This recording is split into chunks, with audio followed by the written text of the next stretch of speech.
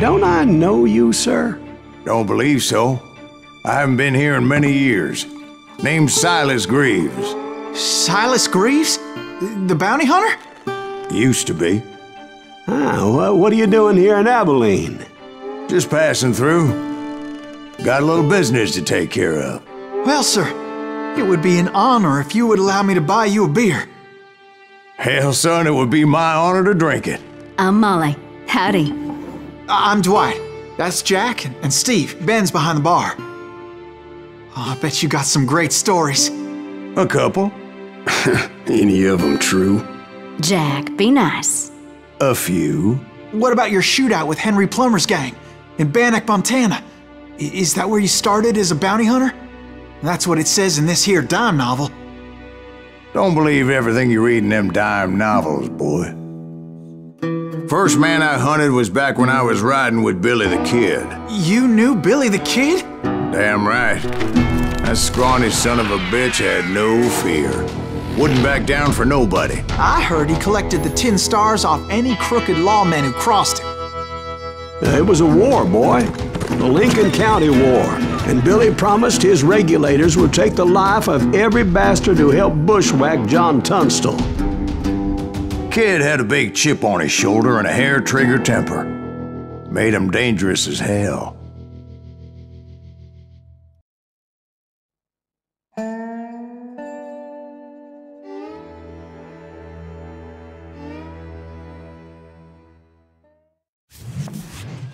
It was about 30 years ago. Billy was hiding out in an abandoned farm near Stinking Springs.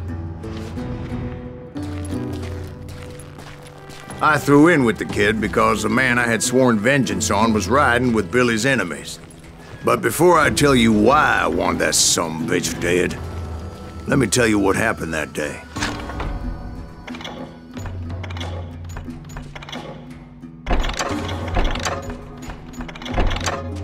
I was heading back to the hideout when suddenly I had this funny feeling. Funny, ha-ha? No, Steve. The other kind of funny.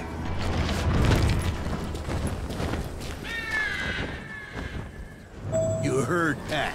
You need to stay here and keep an eye on the road. That's not fair. We're missing all the fun. I knew those two morons would never let me through. I had no choice. Hell! Shoot that sumbitch! Was it Pat Garrett's posse?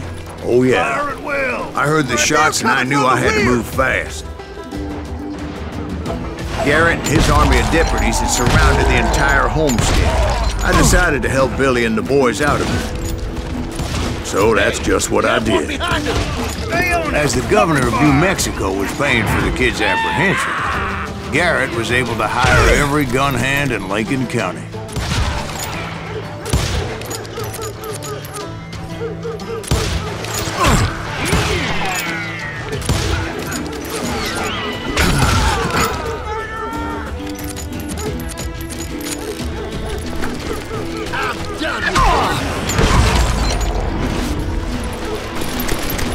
I knew that going through that front door meant putting my butt in a shooting gallery, so I decided to get sneaky.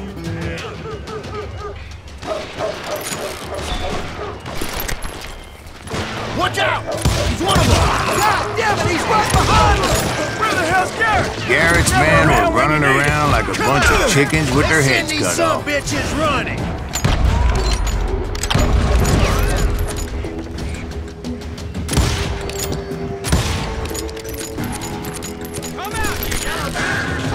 Still, one of them reached the water tower. Not a bad idea. It would be a turkey shoot from up there. Luckily, these shooters Garrett hired weren't the sharpest tools in the shed. The right position is very important. Personally, I prefer to be on top. Oh, you do you? Indeed, darling. But where was I? Oh, yeah. A lot of them were saddle tramps or sod busters or drunken drifters looking to make a few bucks.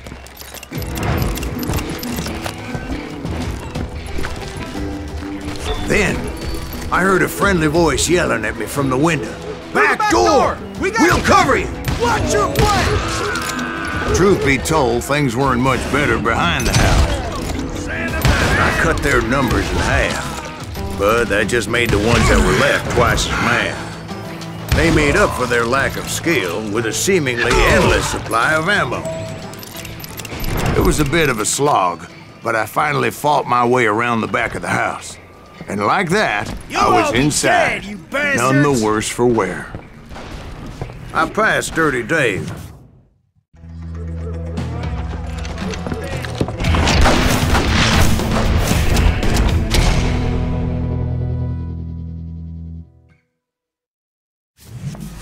Billy looked at me and said, "About time, amigo!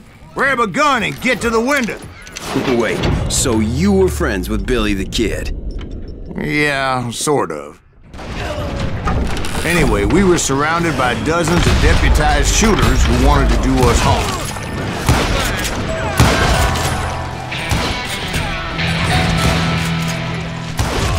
Man's worth $500, dead or alive. I'm telling you, Garrett's men were dropping like flies, but they just kept on coming. Where the hell's Garrett getting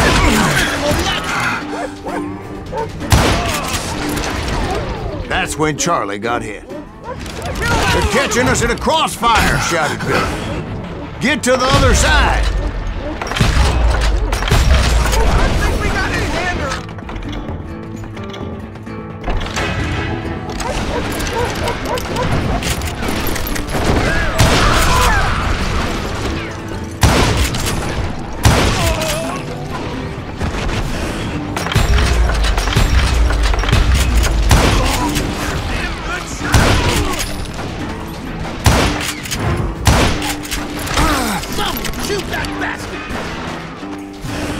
I don't know how many of those cocksuckers I personally put down, but it was pretty clear, even to Billy, that maybe discretion was the better part of valor.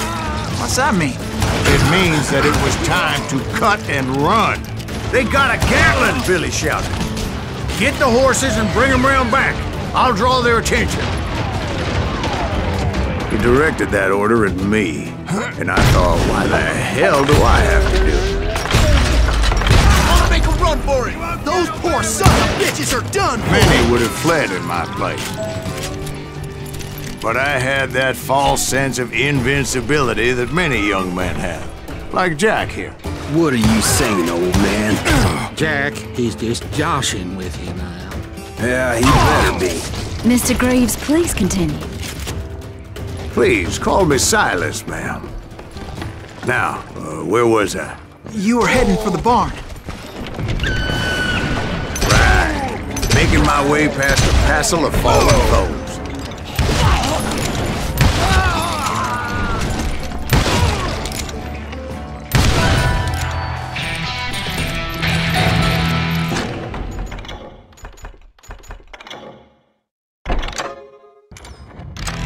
Sounds like Garrett hired a whole regiment of hired guns. Yeah, and just when I thought I was done with them, more of these hapless bastards would pop up. Finally, I had the stables within my reach. And that's when I met Sheriff Pat Garrett. I read that you went toe-to-toe with him, sir. That backstabbing bastard with that tacked-on tin star.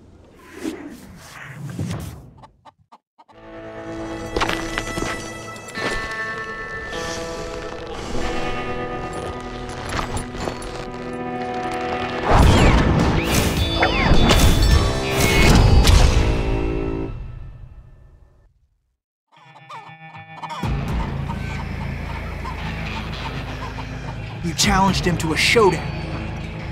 You read that in a dime novel? It said he showed no fear as he took your measure with eyes like a rattlesnake.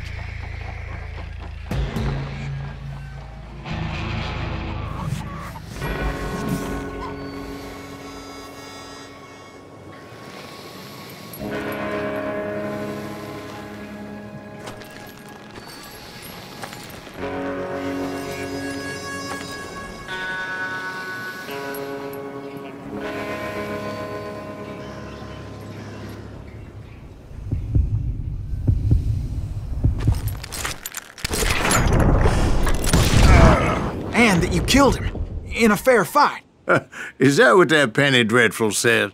No, boy. That ain't what I meant when I said I met Pat Garrett. So let me start again. I finally reached those damn stables. I stepped inside, and last thing I heard was Garrett's voice. That's not Billy. And go on, how did it end? And, boy, that was just the beginning.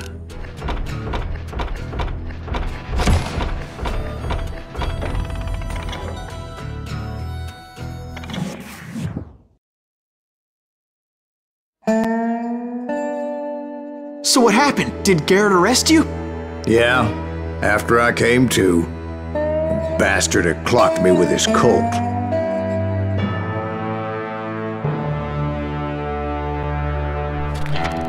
And the kid surrendered? When he realized there was no getting out of there alive. So they locked you up in Lincoln? Indeed they did. Sentenced me to hang right along with the kid.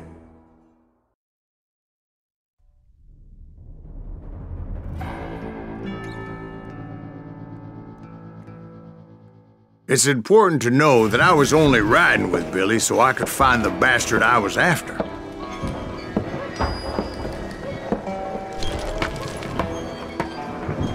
He was with John Kinney's gang, and they were sworn enemies of Billy's regulators. Why were you after him? I owed that son of a bitch a bullet for what he had done to me and mine. Instead, all I got for myself was a goddamn death sentence. Luckily, it was right around then that I heard Billy make his move. He shot Jim Bell and a few other guards as he made his getaway. Later, they wrote that some lady friend planted a pistol for him in the privy. What the papers didn't say is that Billy helped me escape, too.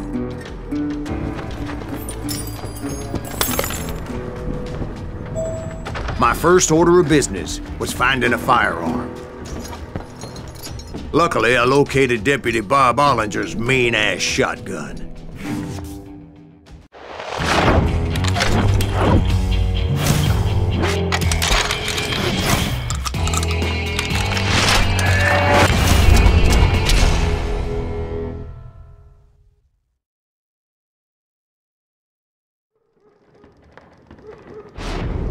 I saw Billy through the window, and he yelled that I should take to the rooftops to make my escape. So I did. Anybody see Billy? That little son of a bitch shot Jim Bell! The kids escaped raised a huge ruckus. Hell yeah, that scatter gun was like a double-barreled howitzer. It could blow a man clear off his feet. You hardly had to aim the damn thing. Guards were everywhere looking for him. I had to jump from roof to roof like a damn alley cat. I followed the planks where I could, but some of that wood was slippery as hell. The whole town was up in arms. So that bastard you were after, what did he do? He did me and my family a grievous harm. But I knew if I was ever gonna find him, I would need to get my ever-loving ass out of there. I tried to be stealthy and sneak my way past. This town didn't have a moment to But hell, if they weren't all waiting for me. Apparently, some of them thought I was Billy. You hooligans can go to hell. I'm here. He's in town somewhere. See, me and the kid shared a certain similarity in build and color. I was just glad I had Deputy Bob's mean-ass shotgun. Shooting in the street. I'm here. Get your headstone! There's children here. So much lead was whizzing by my head, it was like everyone in Lincoln wanted to put me in the ground. I knew I needed to find a horse. Though I never did have a great fondness for those four-legged grass eaters. Smelly, sweaty, ungrateful beasts. We prize them too high, if you ask me.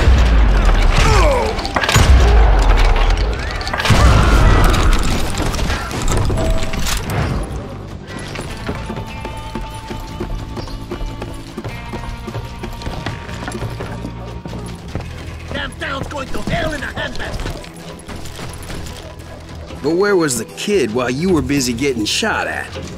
Gone. And that's when it occurred to me why Billy set me free. Respect for decency? So I could be a hapless decoy and draw attention while he snuck out of town.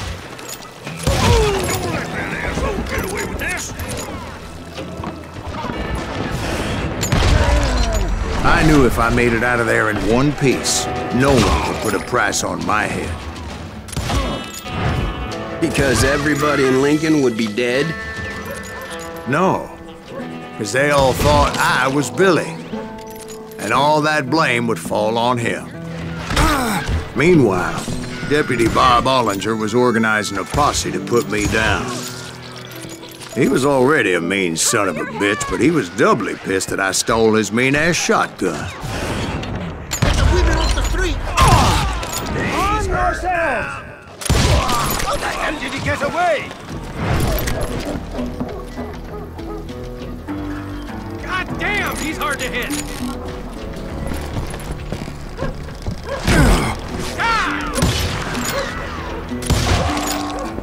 Leave him to me!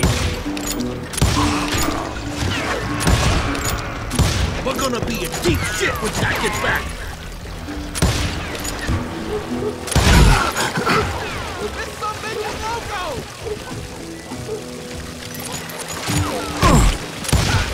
Put some holes in!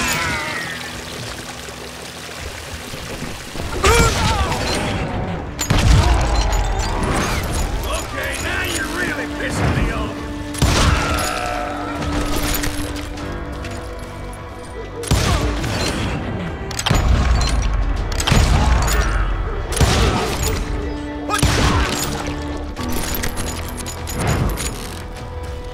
Finally, I found what I was looking for. The stables on the edge of town. I guess Billy saved your ass, taking out Bob Ollinger the way he did. Billy didn't kill Bob. Sure he did. He dispatched him right after he shot Deputy Bell. No, sir. Because Bob came right up behind me, angry as hell that Billy had lit out. "Hello, Bob," I said. "I think you better let me go." And he says, "I don't think so, boy. Not with my shotgun." So we stood there in the middle of the street, eyeball to eyeball. He intended to kill me, and I knew I had no choice but to defend myself.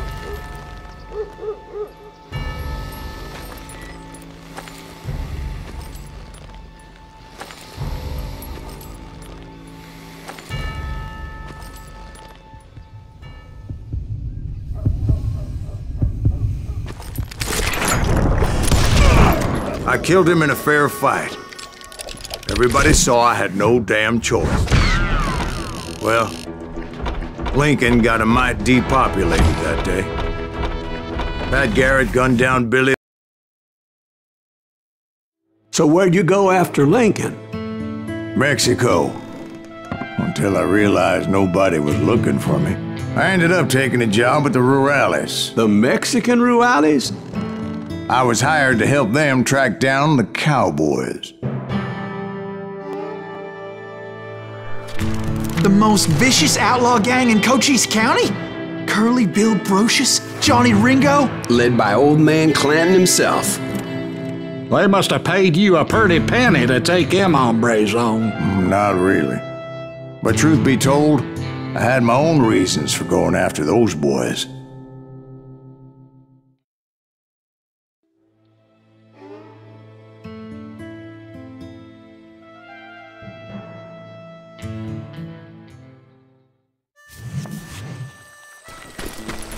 So was the bastard you were after now riding with the cowboys? Roscoe Bob Bryant was his name. Oh. But no, this time it was a different bastard I was after. The aforementioned Mr. Ringo. I came upon them robbing a stagecoach, which wasn't surprising, being they were such murderous thieves and bastards. The bandits wore red scarves, so I knew they worked for the old man. Over there! There! I did my best to help those poor passengers.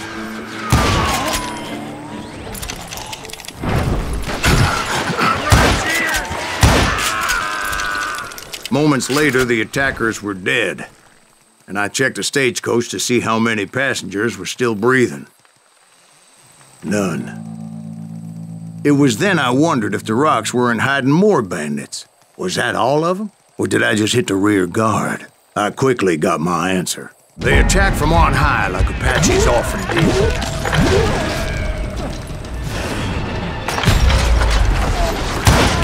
They would appear in great numbers from above and rain down lead on their hapless enemies' heads, making use of the high ground and whatever else they had. Yep, the Apaches always appeared out of nowhere, and there never seemed to be an end to them. Hold on, were you attacked by Apaches? What happened to the cowboys? Did I say they were Apaches? I said Clanton's cowboys attacked me Apache style. I was in a pitched battle, but I was holding my own against an overwhelming enemy force.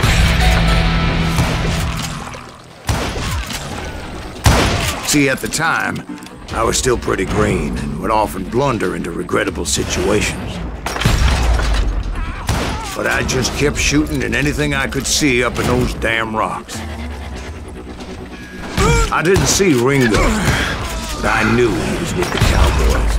He and Roscoe Bob had done me a dreadful wrong, and I was determined to have my revenge. But to get to Ringo, I knew I'd have to fight my way past these other assholes first. Unfortunately, I was running out of ammo. Another perfect example of my relative inexperience as a hunter of men. I immediately knew that a tactical retreat was called for, as my vengeful fury was much less impressive without the bullets to back it up.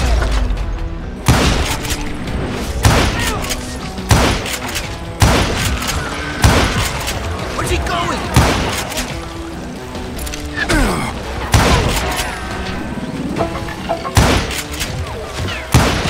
Finally, they managed to corner me. Trapped as I was, the odds of my survival seemed pretty slim.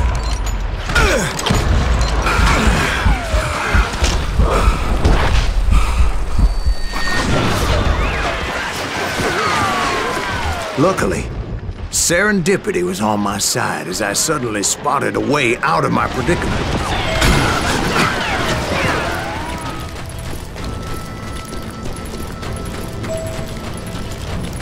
I ran ahead as if the devil himself was after me.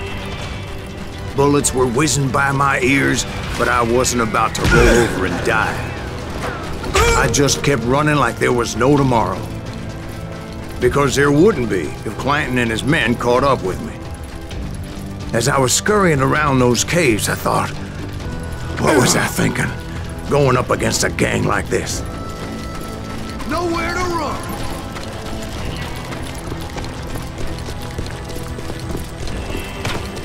I just kept running, not knowing where the hell I was going. And that's when something miraculous happened. Like manna from heaven, I found the desiccated remains of what looked like an Apache warrior. The old weapon next to him supplied me with some much-needed ammunition.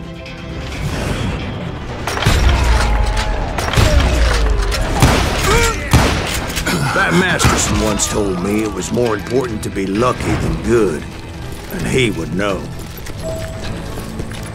And imagine my surprise when I found a fistful of dynamite to go along with that ammo. That stroke of good fortune evened the odds and bolstered my confidence. It was time to turn the tables. Time for the prey to become the predator.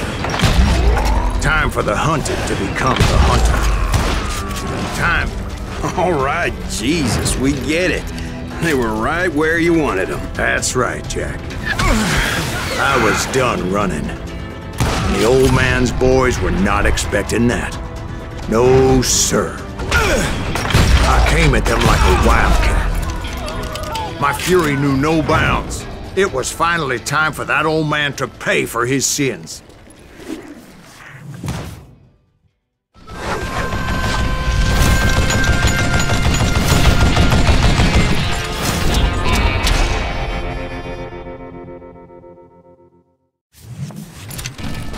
I yelled out at the top of my lungs, "Clanton, I'm coming for you!" A little stealth might have made more sense, to be perfectly honest. Because that old fool had a Gatling gun and enough bullets to last him till kingdom come. But I knew I could not let that deter me. Not if I was to find and kill Ringo. I needed to get that old man off that gun.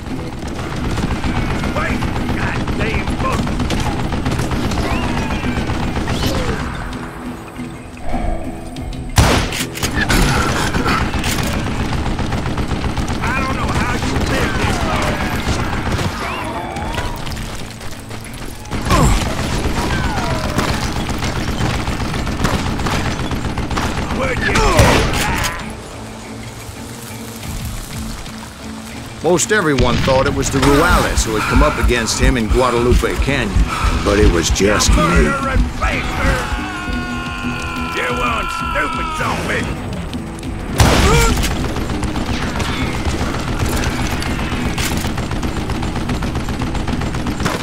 What a piece of crap! Oh, what I ever do to you! Stop your hiding! Put that bad dog down! Apparently, one of the cowboys made it out of there alive and told Ike and Billy Clanton that it wasn't a Mexican who took their father's life that day. They just assumed it was one of the Earps, and that little misunderstanding eventually led to that legendary gunfight at the OK Corral.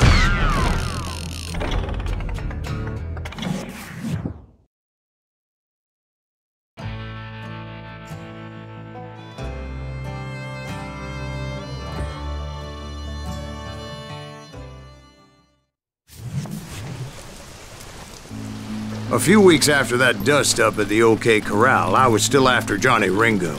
I had tracked him and the cowboys to their hideout at a sawmill, and they were loaded for bear.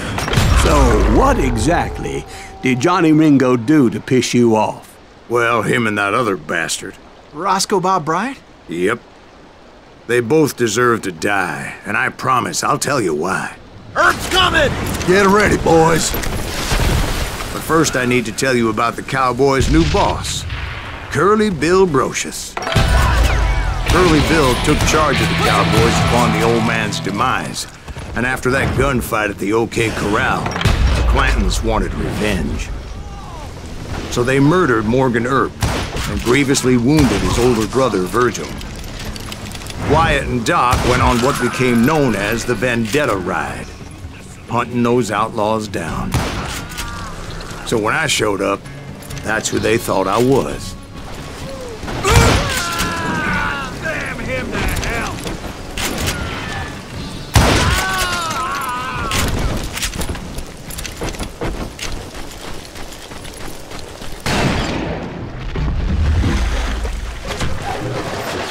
There were killers around every corner, all wearing red bandanas. That's how the Cowboys identified each other. And I was beginning to wish I had one myself. But I wasn't about to let Ringo walk away unscathed. And that's what drove me forward. They say that Ringo was infernally fast. I hardly saw anyone faster, boy. Certainly not Wyatt Earp. That man was all hat and no cap. Earp wasn't much of a match for him, but Doc Holliday might have taken him. That lunger should have kept his nose out of it. They never charged anyone for the murder of Morgan Earp. But everybody knew that Curly shot him in the back. That was common knowledge. Yeah, maybe so. But Ringo had nothing to do with it. He was just being loyal to a friend. Is that what you call it? Being loyal? Excuse me, sir. I have a question. What's that, Dwight? After old man Clanton died, why didn't his son take over the Cowboys? Because Ike Clanton was dumber than a box of rocks and a yellow belly to boot.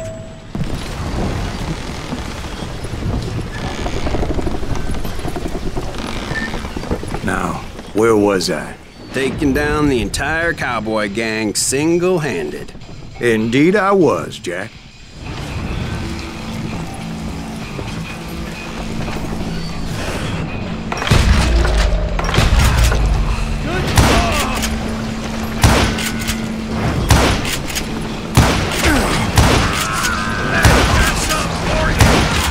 Though it wasn't easy, as those boys had good cover.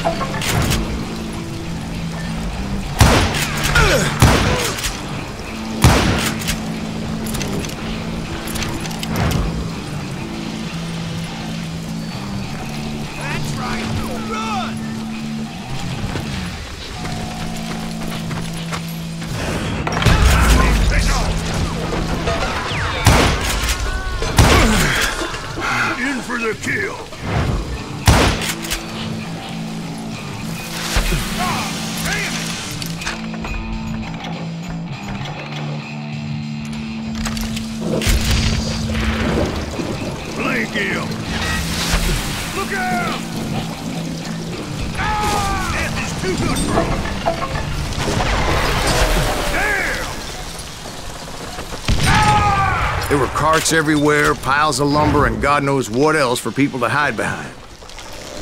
That really was one hell of a sawmill. Quite an impressive operation. And where was Curly Bill? Did you see him? I'm about to get to that, Ben. Patience. I'm painting a picture here. There was this beautiful waterfall and a crystal clear stream that led to a verdant valley that was truly... Consider your picture painted. What happened next? Well, finally the bastards that were still alive made a last stand. Curly Bill, Johnny Ringo, and his compadres took off into the lumber yard, and I followed after.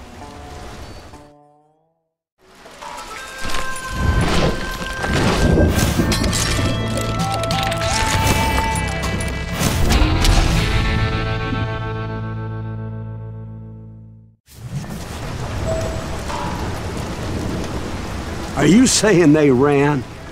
Cowardice was not in Ringo nor Curly Bill's nature. No, sir. I never said they were running scared. They just wanted me out in the open. Time to dance with the devil! Come on! Kill that annoying son of a bitch! You made your peace, brother. That son of a bitch send you to kill me? How do you like that? What the heck just happened? Brocious gave me no choice but to take his life. But Ringo was nowhere to be found. I knew you didn't kill Ringo, because he was found dead in a different location altogether. To this day, his killer is still unknown.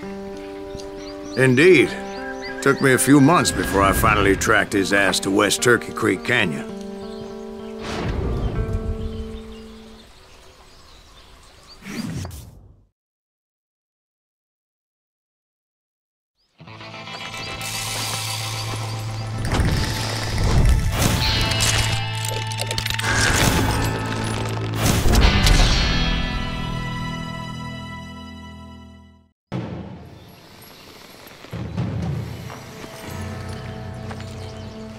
That's incredible, sir.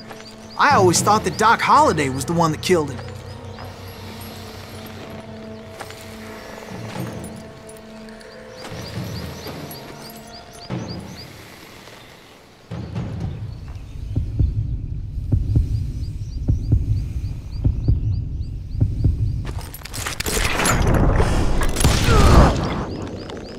Sorry I had to ruin the legend for you, boy. But the legend ain't always true.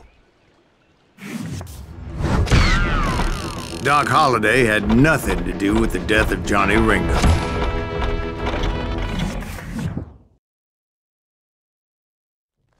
I was paid a healthy bounty for Ringo and Curly Bill, and realized there was real money to be made. That's why I went after Henry Plummer.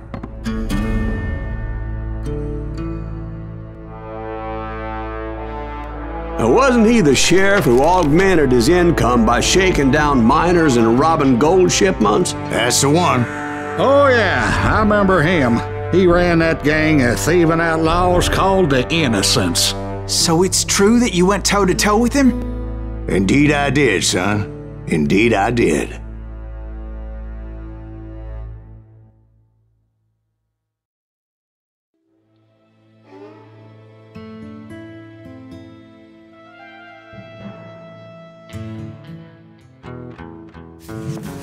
I knew I needed resources if I was going to track down Roscoe Bob Bryant, and hunting Plummer looked like a good way to get rich quick. As the local vigilantes exposed him as the leader of the bandits, and put a generous price on his head. Plummer rallied his gang to plunder one last gold mine before making their escape, and that's where I thought I'd find him.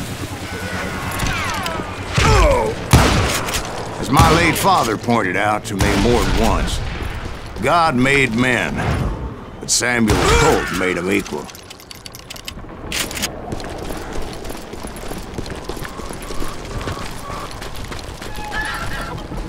I knew that dynamite wasn't mine, so I decided the polite thing would be to return it. It was the biggest gold rush since Sutter's Mill in '48.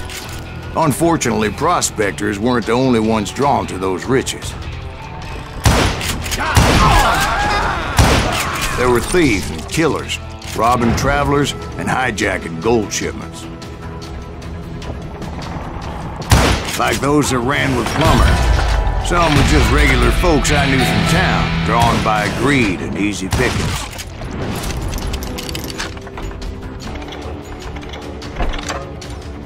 Charlie Crow, the blacksmith. James, who worked in the stable. Sam and Jeremiah Barber, the butcher's sons. Ordinary citizens who lived a double life. Plummer had a lot of men on his payroll. A hell of a lot. That son of a bitch pretended to protect the public with one hand while stealing them blind with the other. Of course, the rest were veterans of the Civil War. Stone-cold killers trained on the bloody fields of Shiloh and Antietam.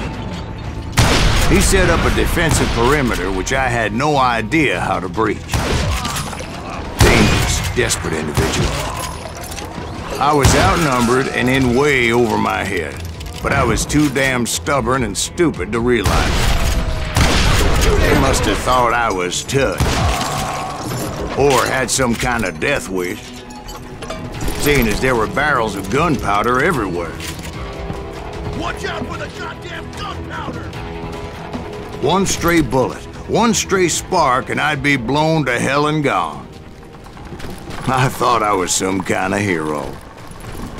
I finally made it past and headed on to meet my destiny. But first, I had something I needed to figure out. I had a few ideas on how to get into that mine, but once I made my decision, I knew there was no turning back. So my first thought was to enter the nearest mine portal. I saw an entrance. Made sense. It was the quickest way in, but that also made it more dangerous, as there would undoubtedly be enemy pickets posted along the way.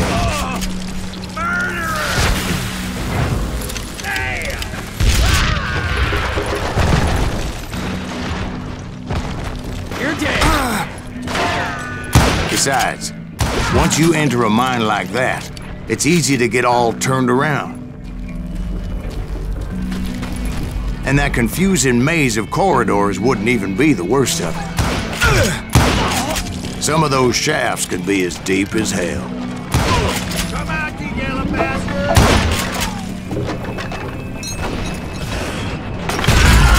single stumble or misstep can easily end in a deadly plunge to oblivion.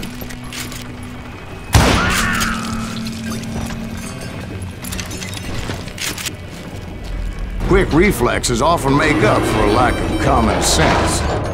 Luckily, I was never one to be easily bushwhacked. I would just need to be careful not to blow myself to kingdom come. Surprise! With all that gunpowder and dynamite everywhere, a body has to know what he's shooting at.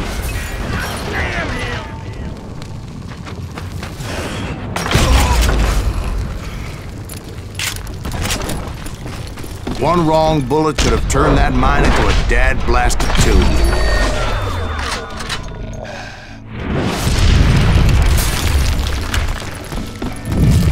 I freely admit that my plan of attack was not just moronic, but clearly insane.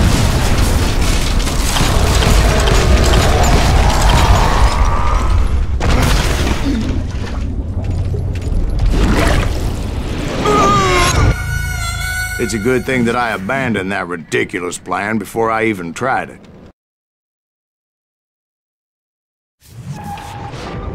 Instead, I spotted a ladder, a way into the mine from the opposite side.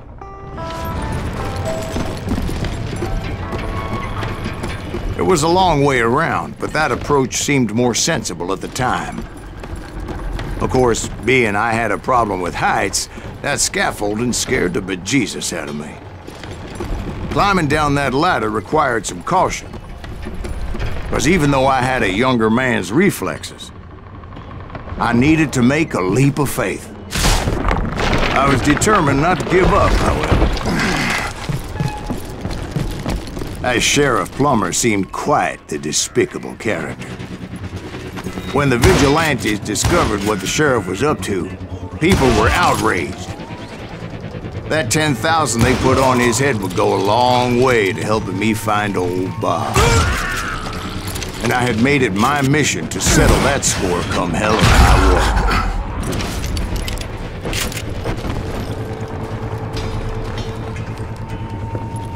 But first, I would have to make a choice. Take the elevator or climb the ladder.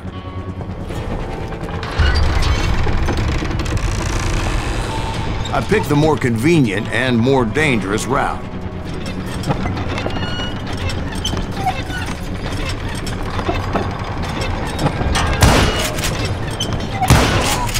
Now you're really pissing me off!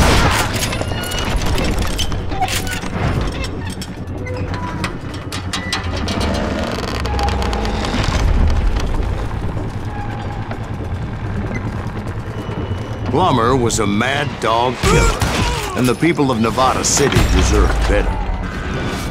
Nevada City? Well, I thought Plummer met his maker in Bannock, Montana.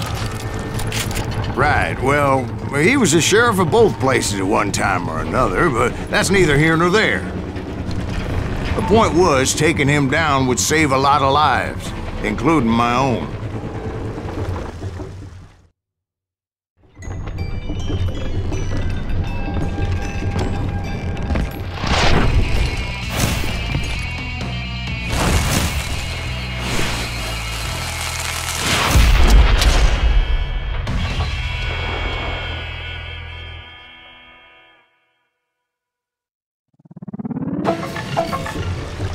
This is gonna hurt! Well, this day is just getting worse and worse for you.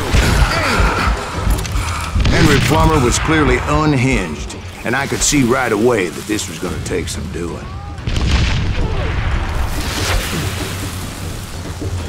Who said you could throw dynamite? I need some help here! Come on, boys! Take this cocksucker out!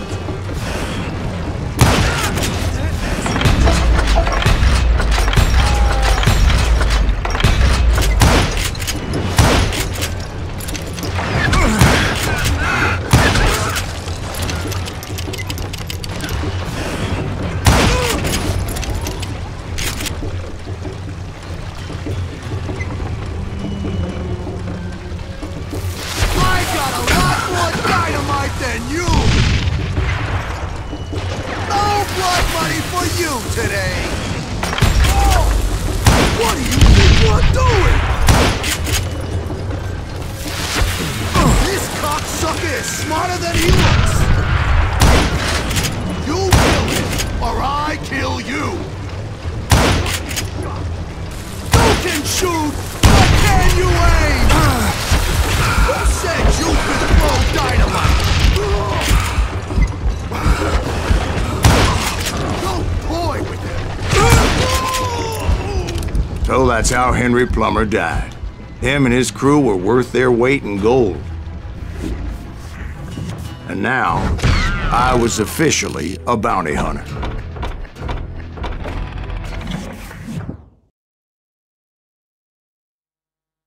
So, did you finally go after that Bob feller? Well, I heard word he was in Kansas with John Wesley Hardin. So that's where I went. Where in Kansas? Abilene. Why do you ask, Ben? No reason. Was Hardin as fast as Ringo? Ringo was fast, but John Wesley was as fast as the devil himself.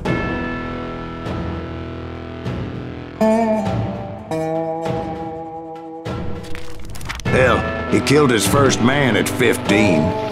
From that day forward, he had a price on his head and wouldn't back down for nobody, not even Wild Bill Hickok himself.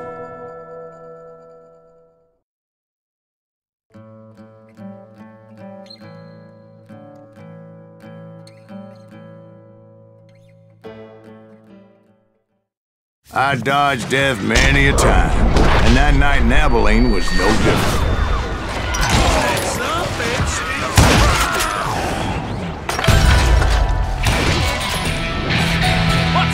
I was there with the intention of finding that bastard Bob and collecting the bounty on John Wesley.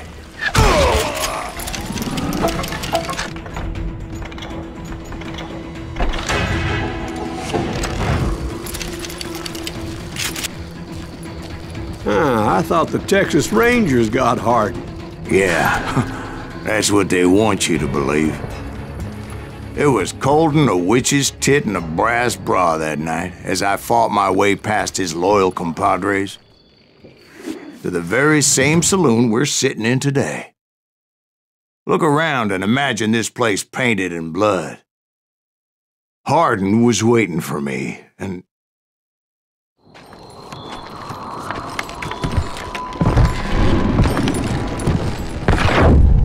wait, I'm jumping the gun here. Let me back up and give you some background on this sumbitch. He deserves that much. Don't you think so, Ben? John Wesley Hardin was a killer. By the end, he confessed to taking the lives of 42 men. He was a bona fide folk hero by then, and had amassed a gang of armed miscreants and other assorted thugs.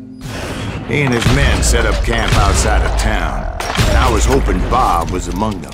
God damn it! Shoot that son of a bitch! They didn't ask why I was there. They knew. I had to spill a lot of blood to find out Hardin wasn't in that camp. He was carousing in town with his closest friends. Hardin's boys apparently didn't want me to reach the Bull's Head. Some were hightailing it into town to inform their jefe of my unwelcomed presence. Tell Hardin someone's coming for him! Stop that sumbitch! Let the boys know we got another law dog. I wondered if Bob was among them.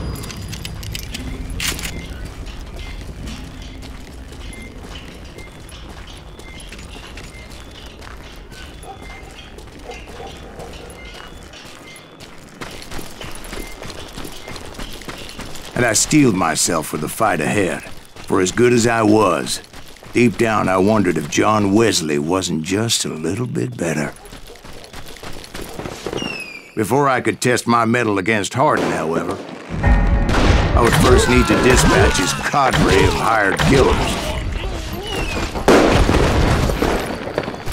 Most of these degenerates were beyond redemption, but John Wesley might have been a different story. I didn't learn until later that that night was in fact his birthday celebration.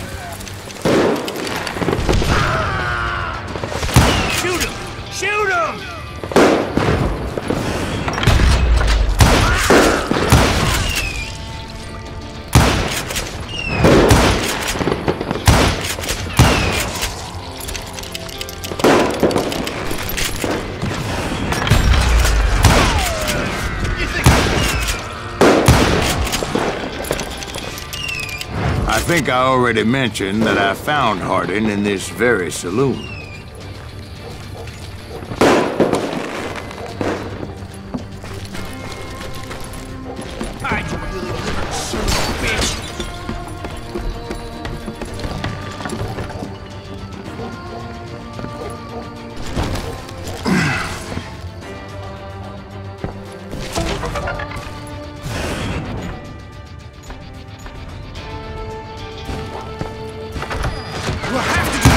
Suffice it to say, nobody there was happy to see me.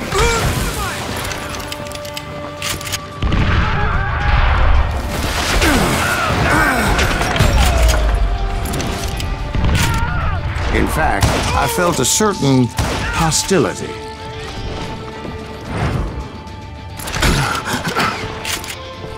Time to die!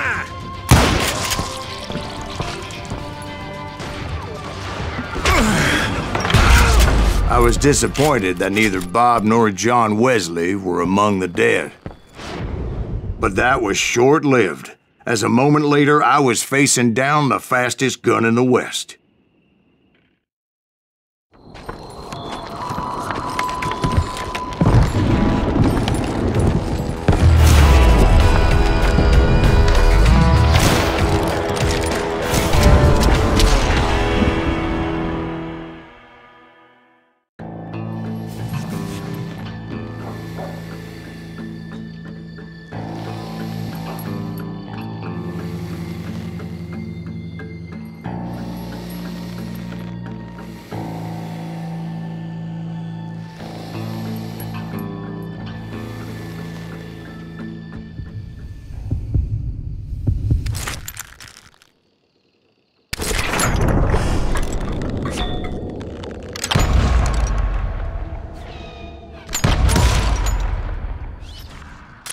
That man was faster than greased lightning.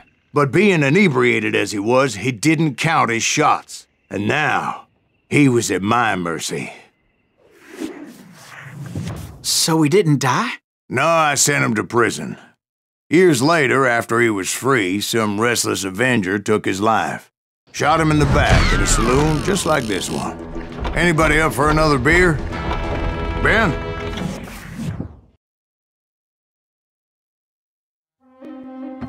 Thank you, darling. Yeah, some say revenge is a dish best served cold. So whatever happened to that Bob guy you were after? Personally, I'd like to hear some of your other adventures. Like, I don't know, did you ever go toe-to-toe with a red man?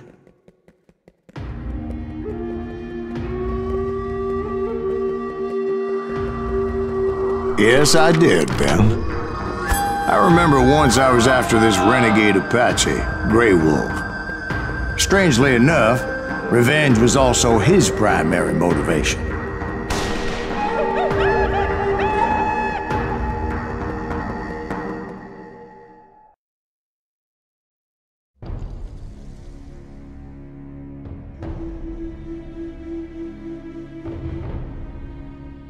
A bounty was put on Grey Wolf's head, and that's how I came to hunt him in the mountains. Mountains so high they tickled the nether regions of heaven.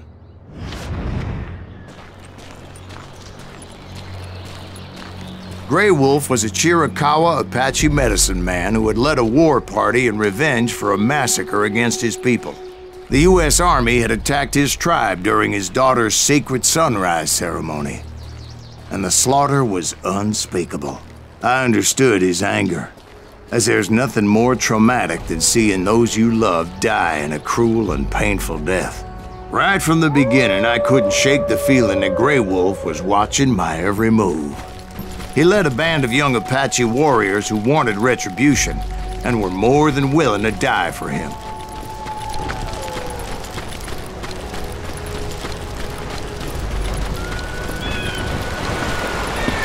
They saw me before I saw them.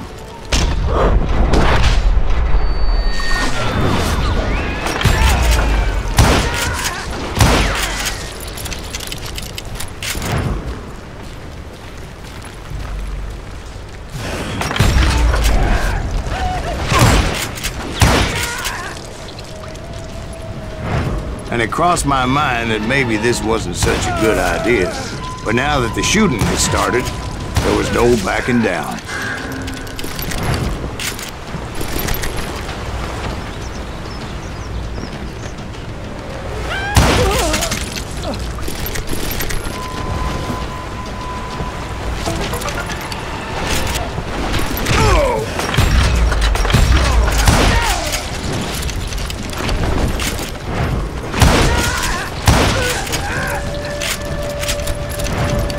It was rugged country, the winter home of the Chiricahuas, and that's why they had retreated there.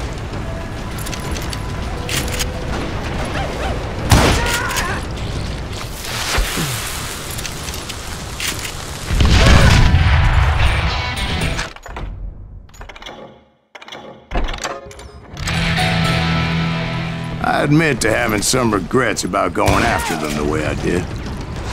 But then again, I got a lot of those.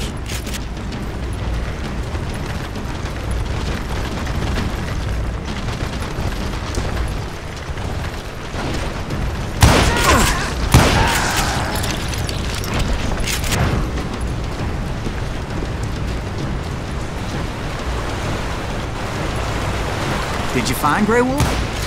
Not at that moment, but I did find the entrance to their hideout.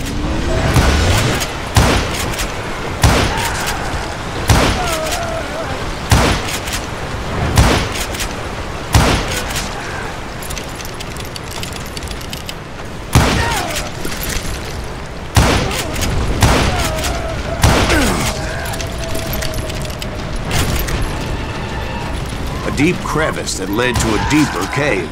Don't tell me you went in there. Yeah, but it's not out of bravery so much as pure, angry cussedness.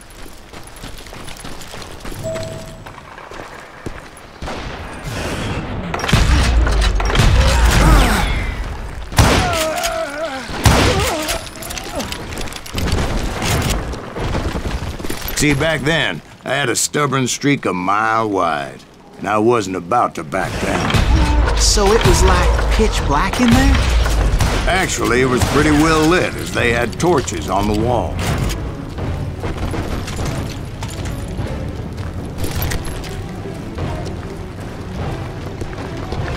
How big was this cave? Big as hell, Ben. Chiricahua had hid out there during the Indian Wars.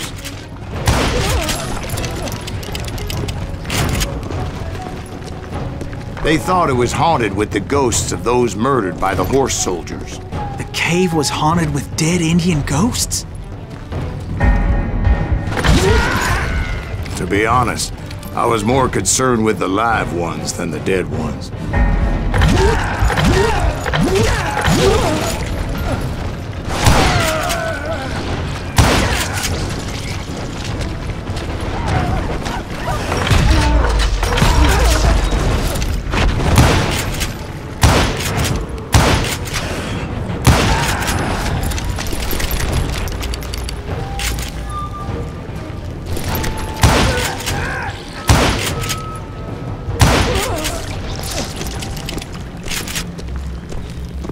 How come you know so much about engines? A few years back, I was married to 2 Mescalero women.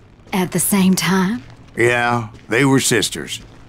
Polygyny is traditional among the Mescalero. So what happened? Oh, I had to get out of there. Those girls never shut up. Both of them nagging at me all the time. Drove me half crazy. Haven't seen them since. No, I mean, what happened with Grey Wolf? I came upon this flooded grotto, and that's when I saw him. He came to me unarmed and unafraid. His voice echoed in the shadows. And I sensed he meant me no harm. You carry great darkness in your heart, and if you do not release it, it will claim your soul. The sound of his voice put some kind of ancient Indian spell on me. As his story unfolded in my mind, You will come to this place again and kill many more men, and the darkness will grow until it consumes everything that you are. The soul would have no rainbow if the eye had no tears. He said I was a great warrior, a coyote man, unequaled by any other pale-faced warrior, or something like that. The snakes will bite shadows of your past until a venom poisons your heart, and an echo of the song of the dead summons the spirits deep from within the mountains. I didn't quite get what he was saying, but there was definitely snakes. And indeed, his warriors surrounded me and attacked me like hungry wolverines.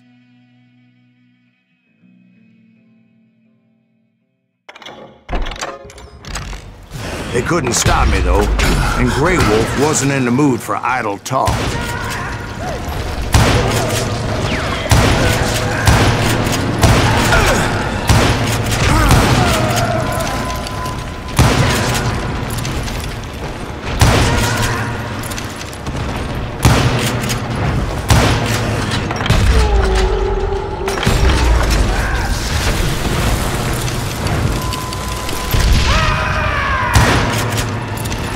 I swear I couldn't see any way out of this trap.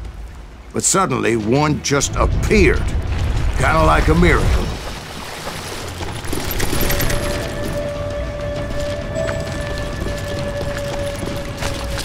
I felt like I would be lost in that damn cave forever. Finally, I found myself back outside, perched on the edge of a precipice, overlooking a thundering white-water river. To get where I was going required several leaps of faith, but no way in hell I was turning back. I chased after him, determined to make him explain the meaning of all that mumbo-jumbo. Mumbo-jumbo's right. Are you making this all up as you go? A few details may be fuzzy, brother, but I am relating exactly what happened to me. There were dozens of Apache warriors aiming at me from on high. Dozens? Well, maybe not dozens, but there was a lot of them. At least 3 or 4. Well, more than that, little lady.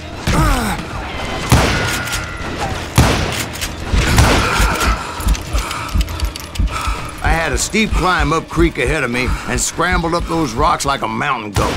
I was determined to locate Grey Wolf and find out exactly what the hell he was trying to tell me. And wouldn't you know it, that crafty son of a bitch led me right into a trap. What kind of trap? Well, son, there had to be at least 100 Apaches surrounding me. 100? God be my witness. Oh, come on. Who are you kidding? Hey, I believe you. Come on, tell us how it ended. All right, but I'm not gonna drag this out. Where were we? You were surrounded by 100 Apache warriors. Well, I didn't take the time to count them exactly, but there were a lot of them.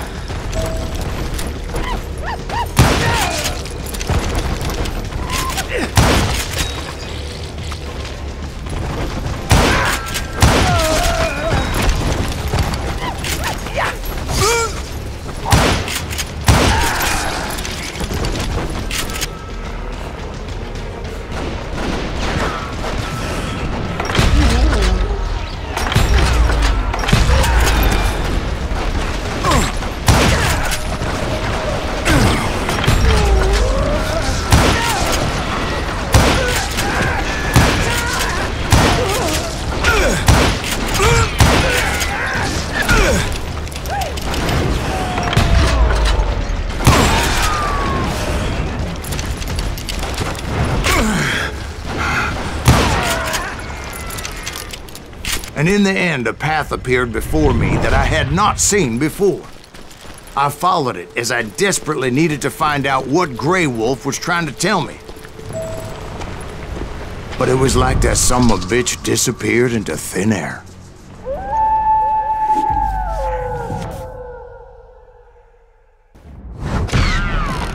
Never did find him. And never did collect my goddamn bounty. Thank you, darling.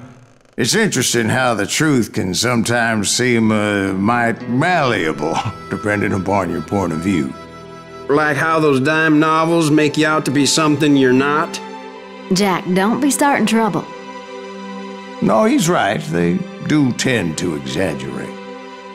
Did they exaggerate your part in taking down the Daltons? Well, I was there in the flesh, boy, so I saw what happened firsthand.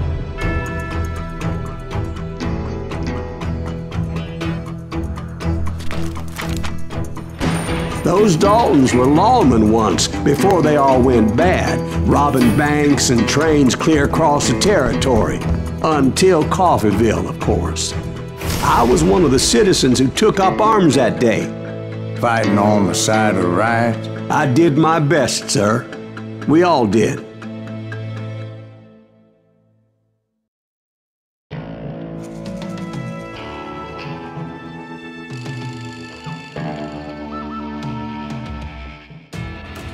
It was early morning. One of my friends was a local gunsmith, and he handed out firearms to anybody who'd take one. You see, the Daltons got it in their heads to rob 2 banks at the same time. 2 banks on the same damn street. Story was Bob Dalton's girl was always riding him about how he had no ambition. Well, you're nobody next to Jesse James, he'd say. Finally, the bastard took his brothers to Coffeeville just to shut her up. Well, the locals recognized the Daltons right off. Before they could get away, half the town took up arms to defend their property.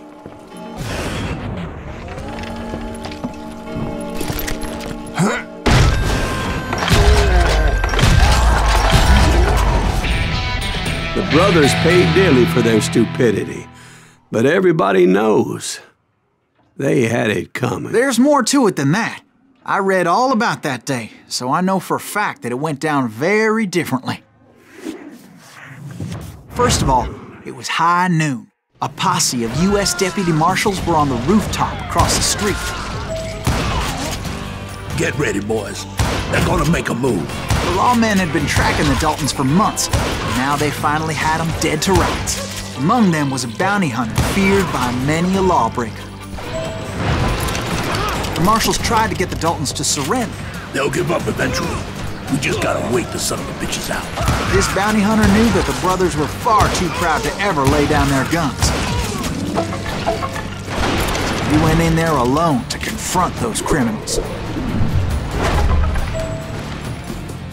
One of the marshals shouted, "Where are you going? Are you crazy?" Hey, where do you think you're going, dumbass? That rifle's mine. He saw a way to get around to the back of the bank.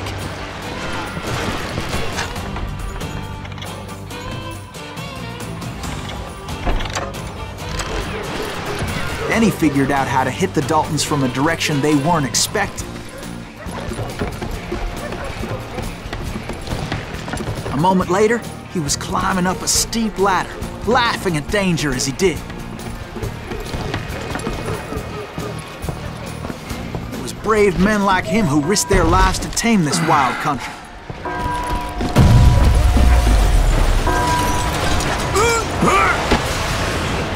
We've got company! Heroic men like him, who did what other men couldn't or wouldn't to make this country free. Son of a bitch! Jim Bowie and Davy Crockett, who died defending the Alamo. You can't hide from me!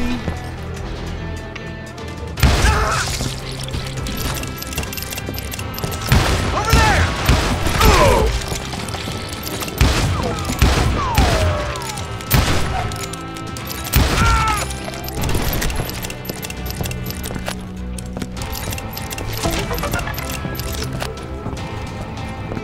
Over there!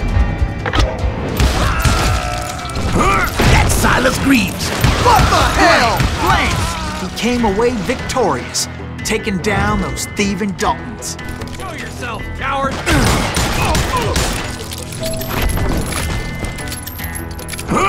There he is! His name was Silas Greaves, and when the dust finally settled, he was the last man standing.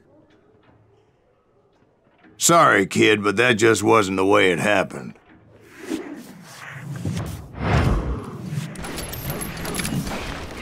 It was early evening, not high noon. The Daltons blew up a safe, and were all set to hightail it out of there. Those pathetic deputies surrounding the bank were dropping like flies.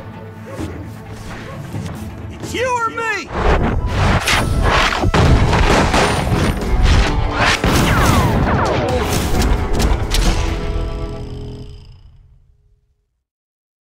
I had been tracking those jokers for months, waiting for them to do something reckless. And finally, they did. Those stupid bastards decided to rob 2 banks at the same time in the same town where everybody knew them. But they still had friends in Coffeyville. You can't get me.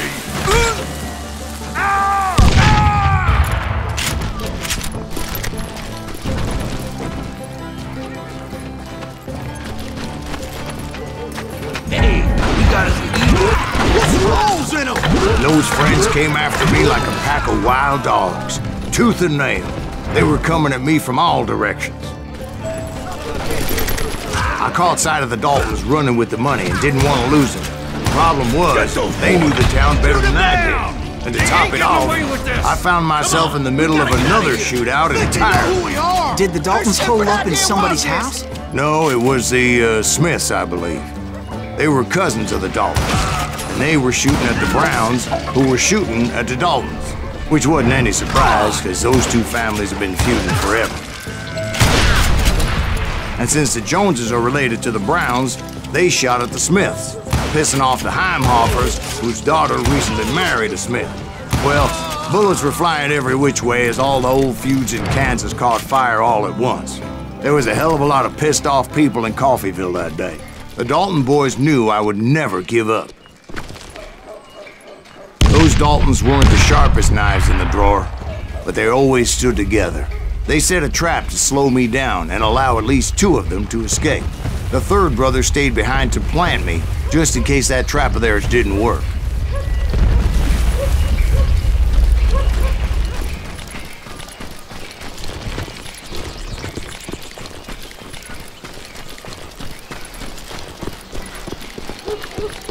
It was Emmett, the youngest, and he decided to stand his ground and face me down. I ain't afraid of you, Silas Reeves. This is where it ends for you. He was determined to protect his brothers. I understood how he felt. Taking me on all by his lonesome wasn't exactly a recipe for a long life. But Emmett Dalton survived the robbery in Coffeyville. He's the only Dalton who did. They say he was shot 23 times. Well, Dwight, who do you think put all those damn holes in him?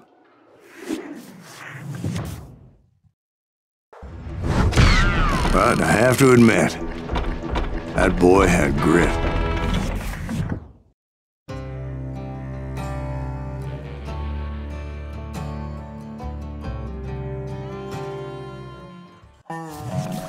We'll get those suckers! It took me a couple of days to track the Daltons down.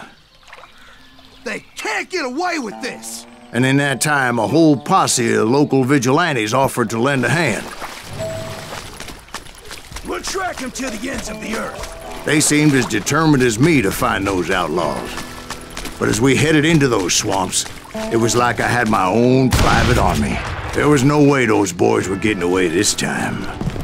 It was early fall, right? Beautiful time of year. At least you had the weather on your side. Not by my recollection. It was damp and foggy as hell. It was tough to stay on a true course, so we kept an eye out for landmarks. It was autumn. The maple trees were in full color, red as blood.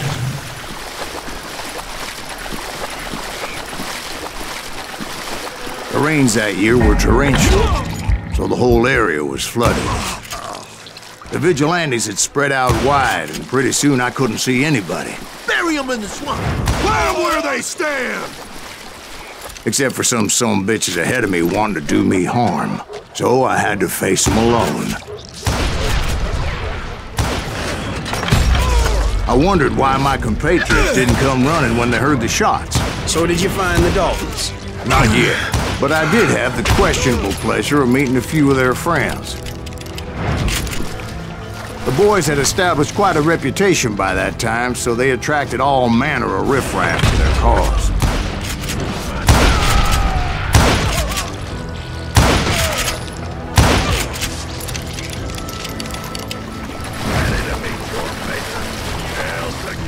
Point being, I was under serious attack, and my reinforcements was nowhere to be seen.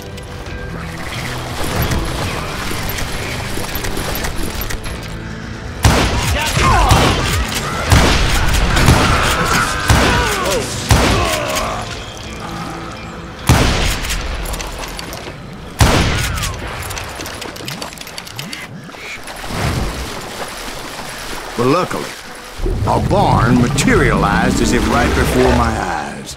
I scrambled up top to get a better view, but just ended up falling inside. So, how did you get out? The barn doors was open. About right then, I saw some suspicious characters running through the bushes. Of course, I followed them. But that goddamn swamp was like a goddamn maze, and pretty soon I had no goddamn idea where I was. Steve? So I just started walking, and pretty soon, Steve? Steve! Huh? Oh, no, I'm listening. Indians surrounded me from all sides.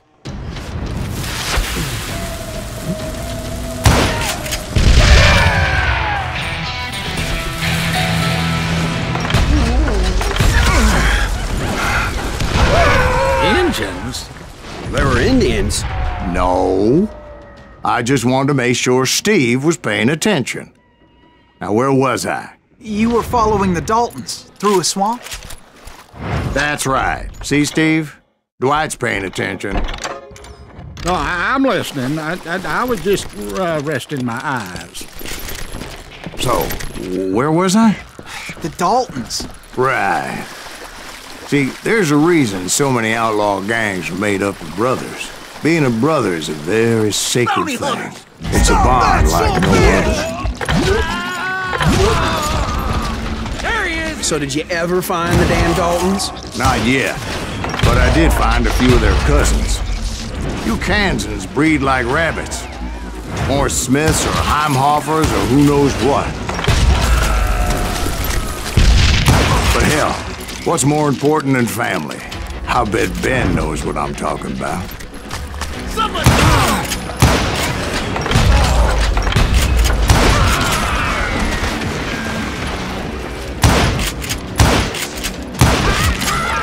You hear me? I'm sending you to hell!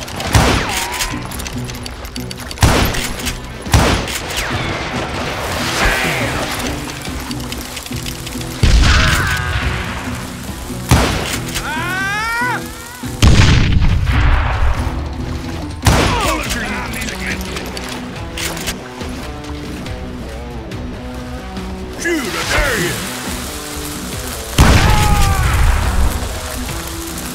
Keep shooting. I don't...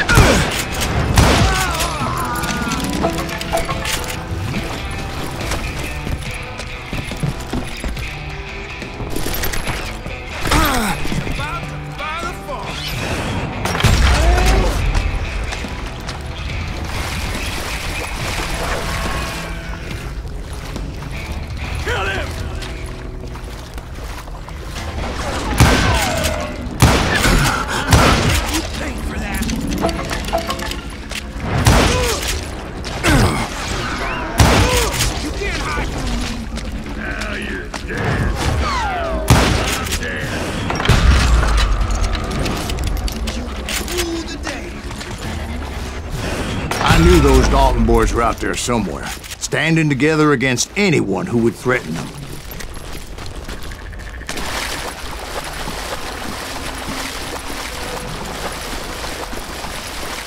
And that's when I saw it. A goddamn steamboat. A steamboat in a swamp? Yeah, Steve, but this wasn't much more than a wreck, really. But how'd a damn steamboat end up in the swamps? Guess it floated off during the flood of '89. Now, was it a stern wheeler or a side wheeler? What? Does that really make a difference, Steve? It was a steamboat with a goddamn army on board. It was then that a fusillade of bullets come raining down from on high, and those vigilantes who accompanied me weren't anywhere to be found. But among those men that were shooting at me, I thought I saw some familiar faces.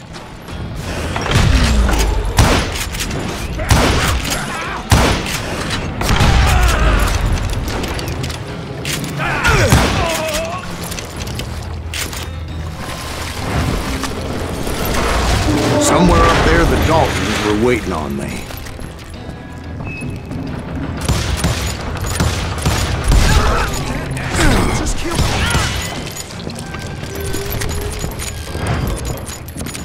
Sounds like you don't give up too easy. That's the kind of man I am, Ben. I set out to do something, I'd do it. Surrender just ain't in my nature. Plus, I'm stubborn as hell.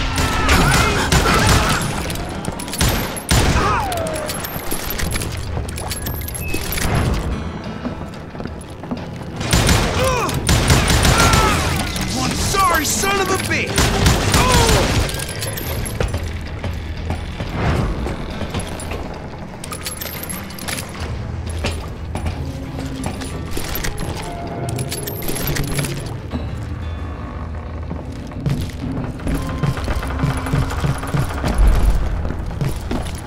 Right about then, much to my relief, the vigilantes finally arrived. Their leader motioned at a cabin in the middle of the top deck, pointing me directly at the Daltons. I finally had them, after months of dogged pursuit. But it turned out that they had me. Take him out! I'm sending you to hell!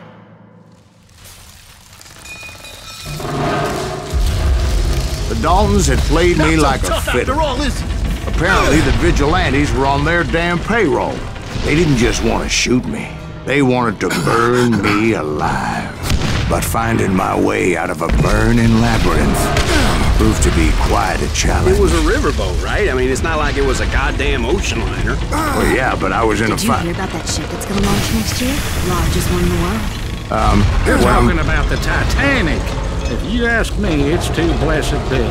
I don't think it'll even float. So anyway... Don't be stupid, Steve. They know what they're doing. They say that the Titanic is unsinkable. Oh, God. But getting back to that steamboat, how did you get off it, Mr. Greaves? I took in a lot of smoke that day, so I admit my recollection might be a bit hazy. But somehow I managed to finally disembark. It was time to settle this once and for all. I see him!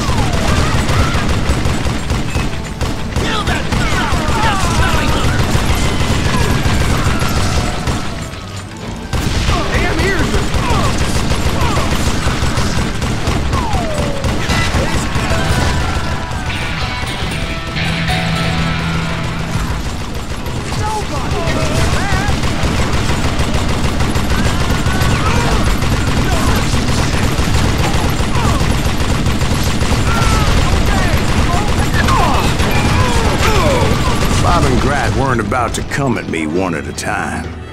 They were in this together. Two brothers side by side, determined to take me down. Confident that this time the odds were on their side.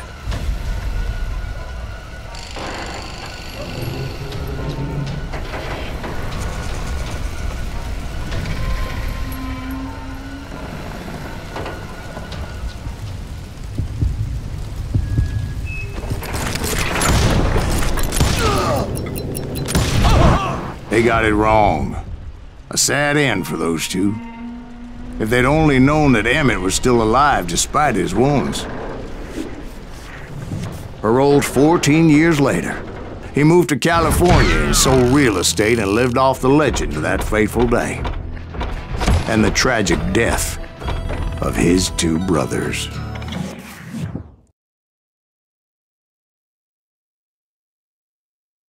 My own brothers died tragically as well, truth be told.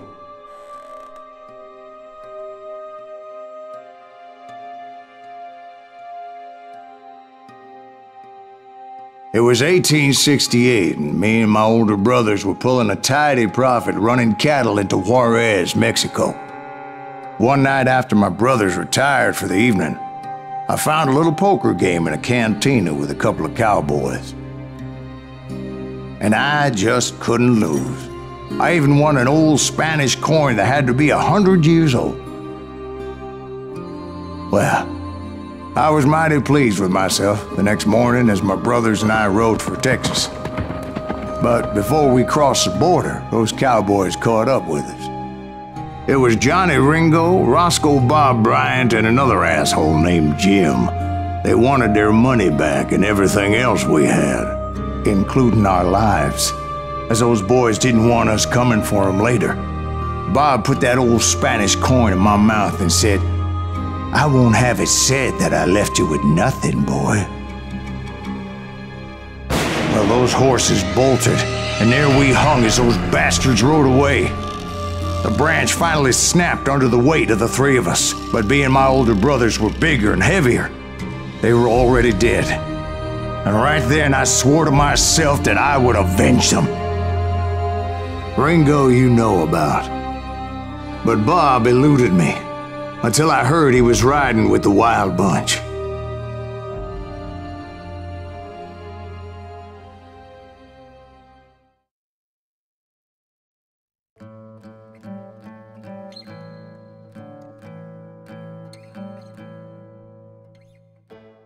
I'd been on their trail for months, ever since they left their hideout in the Bighorn Mountains. Led by Butch Cassidy, they were a loose association of outlaws who robbed banks and trains from Colorado to Montana.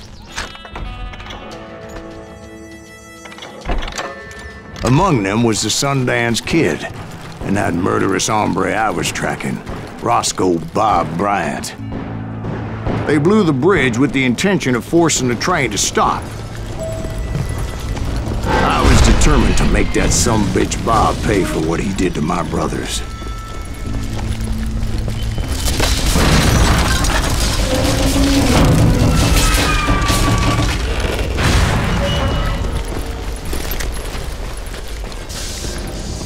My ears are still ringing from blowing up that ridge. What'd you say? Well, I made my way off unscathed and came upon a few members of the gang and had no choice but to dispatch them.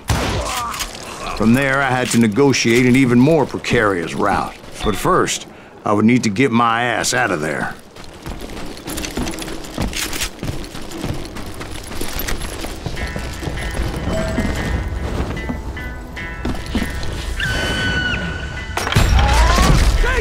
I jumped from the frying pan into the fire as the train was clearly fixing to fall.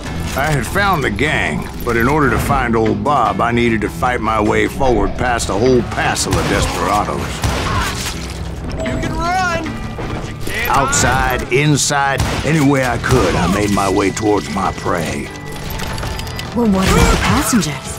It was mostly a freight train, as I recall. There were no passengers aboard that day.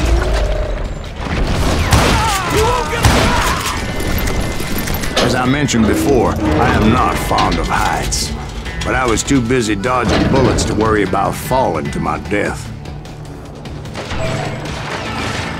Odds were I was likely to die that day anyway, so I was determined to take down as many of those bastards as I could. You just met your match.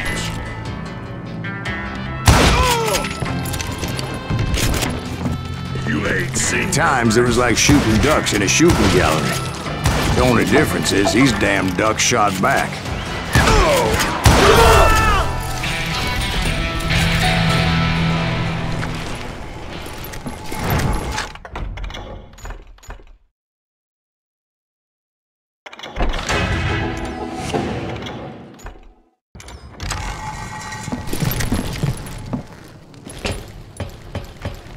I kept hoping the law would show up and give me a hand. You mean like that giant Pinkerton posse that I read about? Did they come riding in, guns a-blazing to help?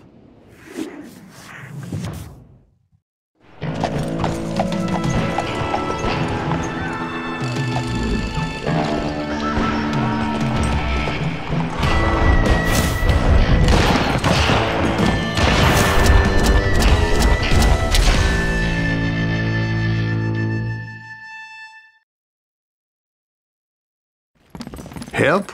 From the Pinkertons? No, son. I had to fight the Wild Bunch all by my lonesome, as usual. Who the hell is that? He's out! He's mine! Take cover! Retreat! Retreat! He's killing everybody! He'll kill us all! Run!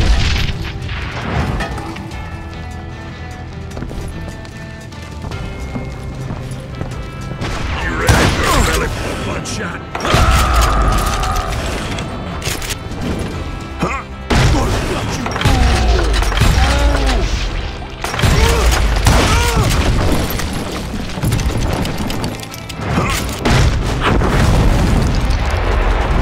My guess is those dime novels didn't portray this as it happened, did they?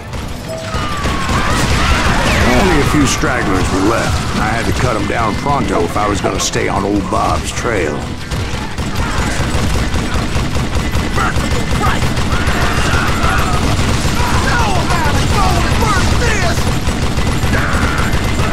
Run if you want to live!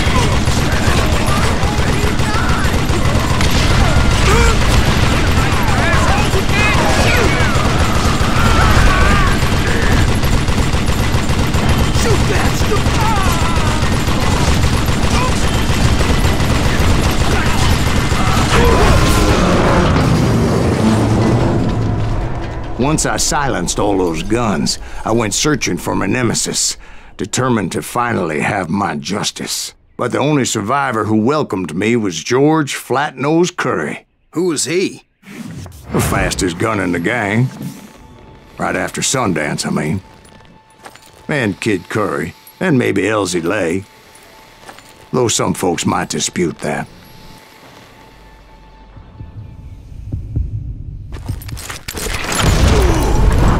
On that very same day, Butch Cassidy and the Sundance Kid decided to leave the Wild Bunch behind and decamped for South America.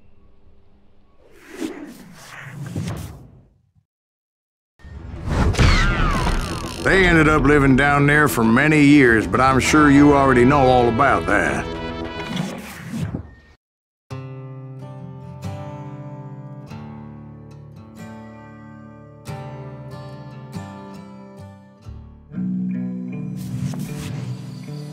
I tried to find Bob Bryant, but it was as if he'd disappeared. Sometime later, I heard the Wild Bunch was back together.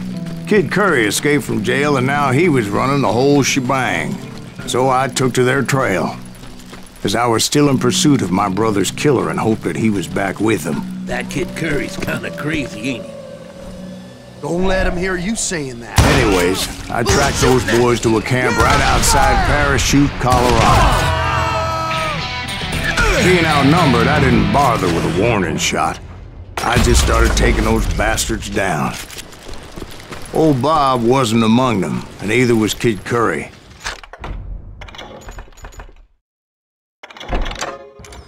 I could sense him close by, however, plotting something nasty. I just needed a clue as to their whereabouts.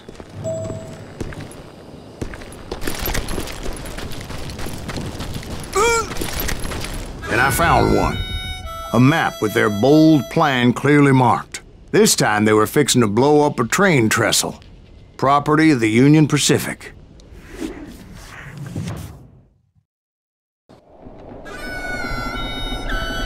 The plan clearly indicated how they were fixing to undermine several of the weakest wooden supports.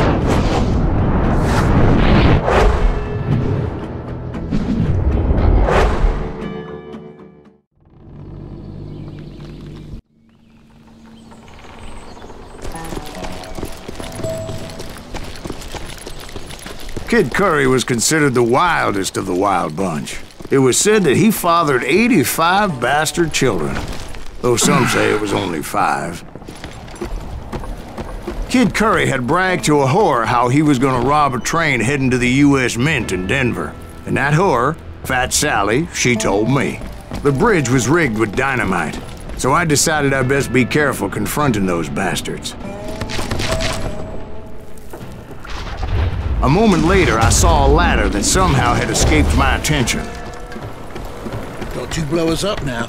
Don't worry, I know what I'm doing.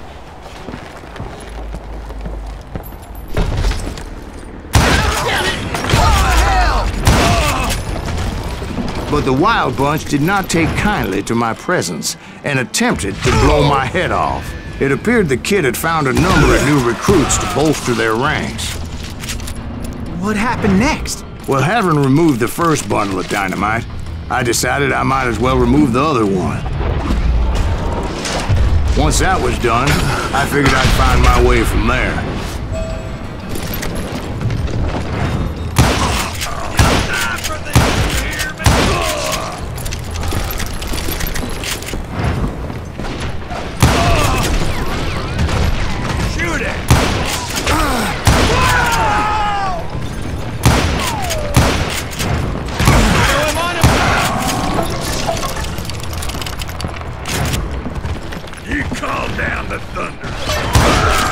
So, what happened then? Had to remove more of that damn dynamite.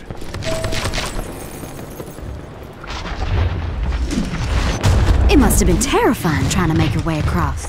I was sweating it a bit, but then I noticed a footbridge tied up on high, so I shot the rope.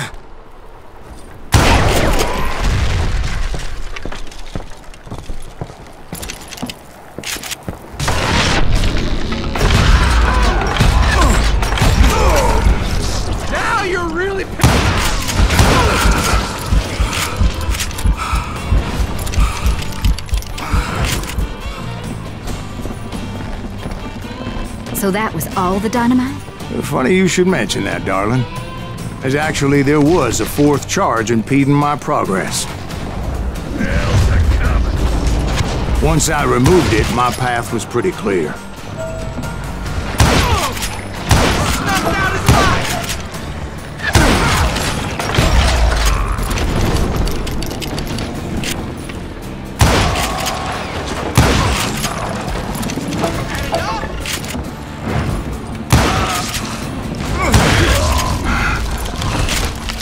So I proceeded onward, and realized that that way just wasn't gonna work. I needed an alternate path forward.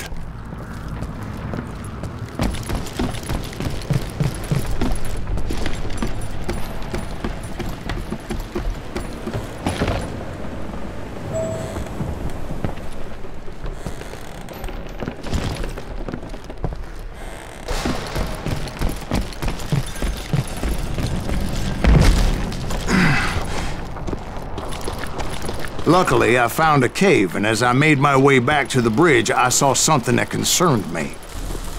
It was a long, burning fuse, and it was moving fast as hell. I had to catch it.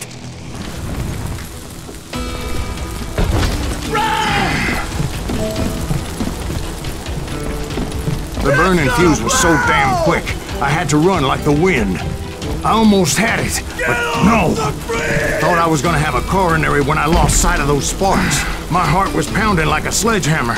I knew that failure meant boom. Then, finally, at the last moment. Whew. Of course, I was successful, or clearly I wouldn't be talking to you folks here today. Naturally, I removed the last dynamite charge. Well, it was a touching reunion. But by this time, I was thoroughly exhausted and dragging my ass as I was not a young man anymore.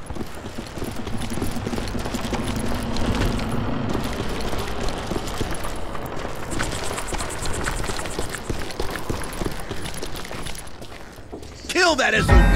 Make him bleed! Send him to perdition! Finally, I found those boys. Or more precisely, they found me. Hell is that guy? He's crazier than Kid Curry asked me! Nuttier than a damn fruitcake!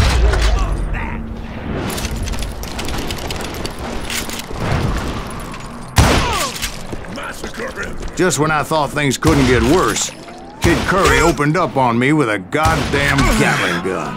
It was hidden in this tunnel and pretty well shielded.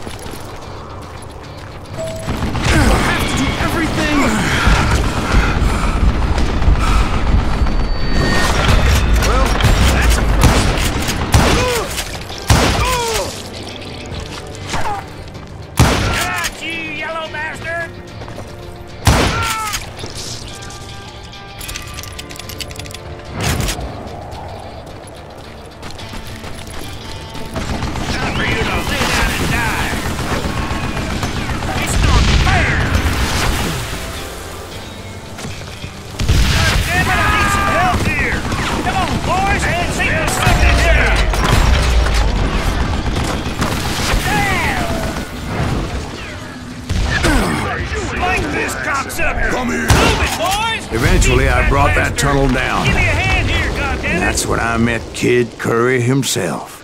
He had decided to stop pussyfooting around and deal with me personally.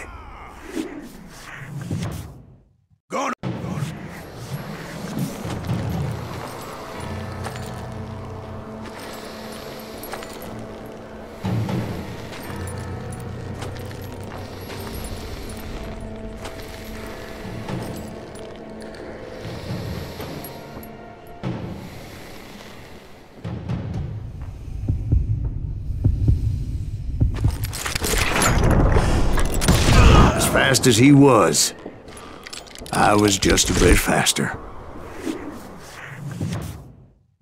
And as he lay wounded, I demanded to know the whereabouts of Roscoe Bob Bryant. He shouted at me, "Is that what this is about? Bob went with Butch and Sundance to South America. You ain't never finding him."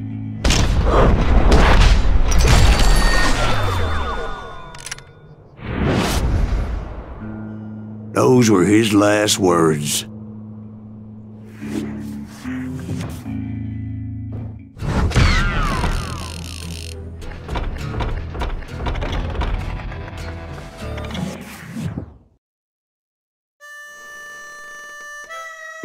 So, Bob Bryant got away? I knew I'd never find him in South America. What about the other killer? Yeah, you kinda glossed over that one. Well, I found Jim not long after my showdown with Ringo. At the time, he was riding with the James Younger gang. Did I neglect to mention that?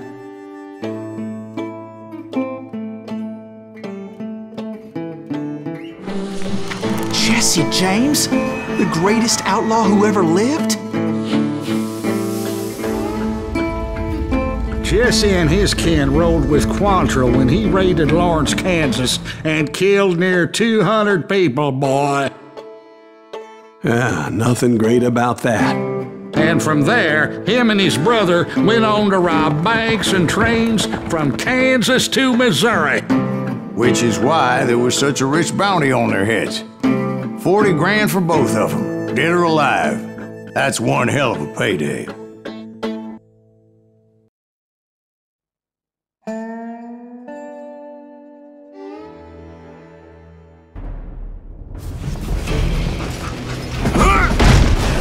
I confronted them as they were robbing a train.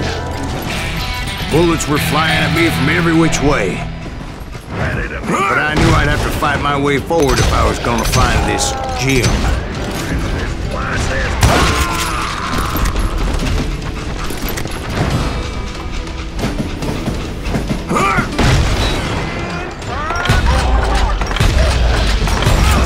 Now wait a second. How'd they stop this train in the first place? Well, the James boys were experts at this.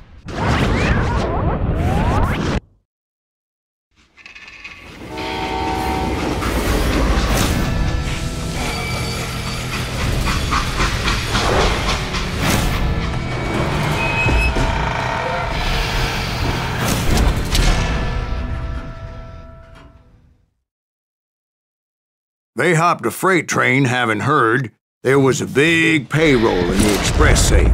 So, I hopped the same train.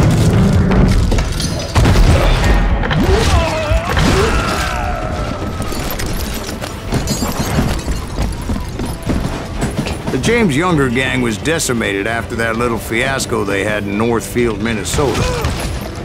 So Jesse needed more men and took on the killer I was after, along with a host of others.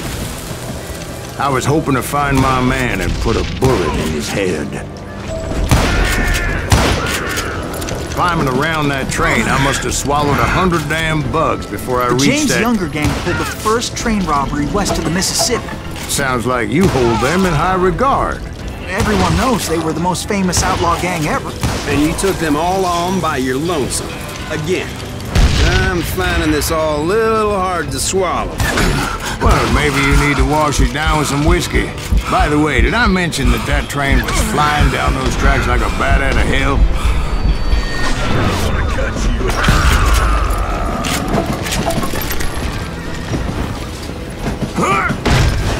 Anyway, excuse me, Ben. Where would I find the gentleman's facilities? Suddenly I have an urgent need to drain my one-eyed snake. Well, I've had more than a few drinks, and I've been sitting here for quite a spell. Right through there. Let me show I've you. never heard so much malarkey in my life. You think he's bullshitting us? You don't think he's Silas Greaves? I think he's just some old drunk looking for some free liquor. I don't know, Jack. I think I believe him. You don't think he met Jesse James? Boy, you gotta be kidding me. That story makes no sense at all. Jack. I mean, you gotta be 2 bricks short of a load to believe that cock and bull story. I don't agree. Jack, lay off the But you bar. seriously think that tired old man went toe-to-toe with Jesse James? Well, that's better. Did I mention that this Jim was married to the infamous Belle Starr? Of course, I didn't learn that until later. Anyway, I made my way forward the best I could. Around the sides, over the roof. At some point, some sumbitch saw me and shouted out, "It's a damn Pinkerton!" It's a damn Pinkerton! Now, I never worked for that lying cocksucker, but I guess they assumed I was one of his assassins.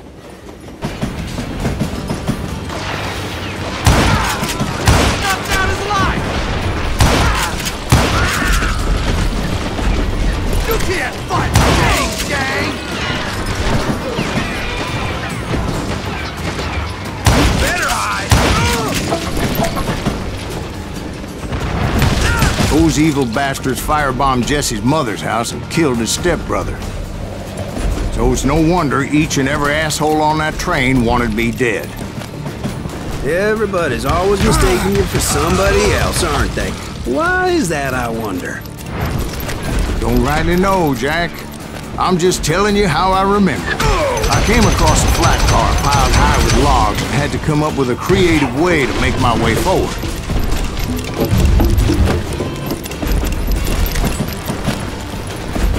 Right about then, I was attacked by some asshole on a Gatling gun. Yeah, seems like you run into a lot of them. Asshole? Gatling guns. Yes, I did. Now, I don't remember how I took it out. It was either a bullet or dynamite. Where would you find dynamite? Does it really matter, Jack? You're messing with the flow of the story here.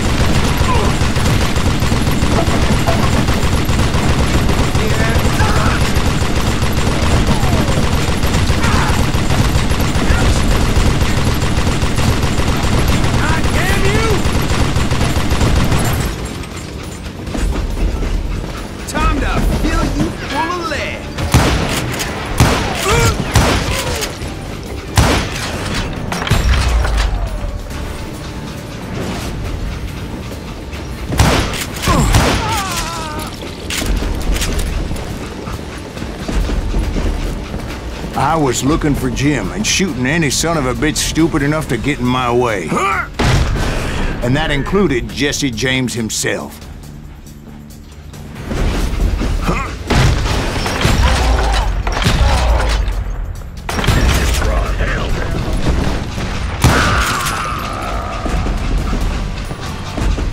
There sure were a lot of men determined to die that day.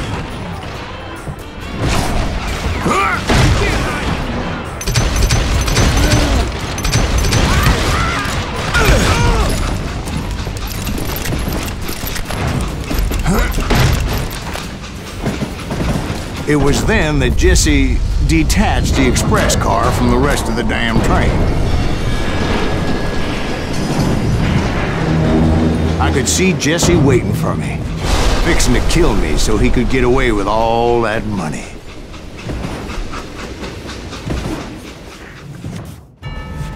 You had a showdown with Jesse James? Of course he didn't. Everybody knows that Jesse was killed by Bob Ford. Yeah. Jesse went out like John Wesley Hardin.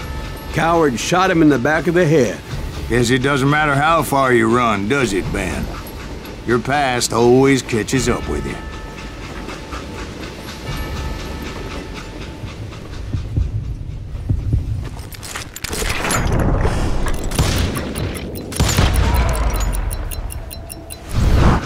Yeah, I didn't kill Jesse James.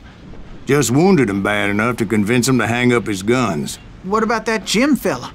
What happened to him? I figure he was up front with a gun to the engineer's head. That bastard slipped away again. I'll tell you how I got him. But first I need to wet my whistle.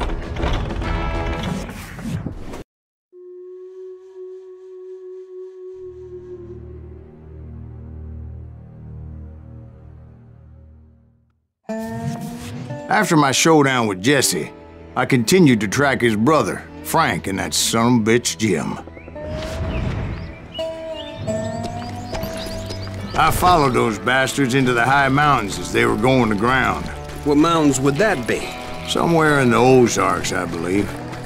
The perfect place to hide out from the authorities. In fact, before I could find them, some Indians who fled the res and were hiding out from the military found me first. They probably thought I was a cavalry scout and didn't want me telling the military where they were. Injuns? They could have been Cheyenne, but there was all sorts of renegades roaming the landscape back then.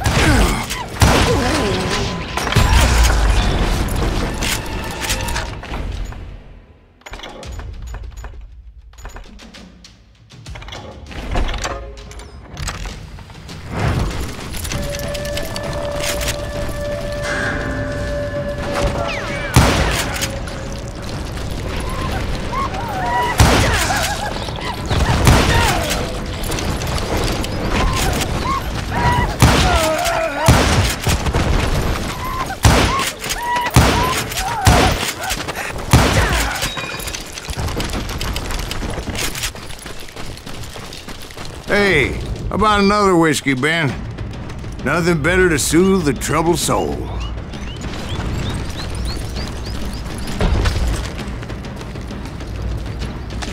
Now, where was I? Indians, right. I had more than my share of run-ins with the Red Man. Like that time... Did I tell you about Grey Wolf? Yes, sir. You did. Ah, of course I did. In fact, I could still remember that old medicine man's words to me. Jesus Christ, we're back to that again. You carry great darkness in your heart. It will claim your soul. You will come to this place again and kill many more men, and the darkness will grow until it consumes everything you are.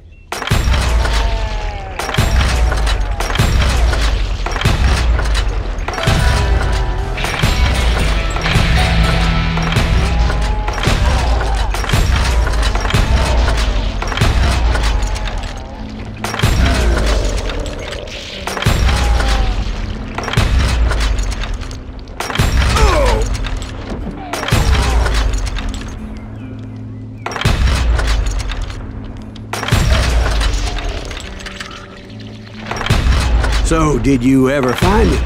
Who? The man you are after. Let me ask you something, Ben. You ever think about death? Mr. Greaves, are you all right? Ooh, death. Oh, death. Won't you spare me over till another year? What is this that I can't see, with ice cold hands taking hold of me? Well, I am death, none can excel. I'll open the door to heaven or hell. Oh, death. Oh, death. Won't you spare me over till another year? So are you gonna answer the question? What question is that? Jim Reed. Did you ever find him? Reed was indeed that son-bitch's surname. That's right, Ben.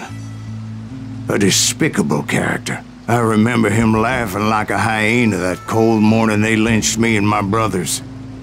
He was intent on avoiding my vengeance, but nothing was gonna stop me. Nothing.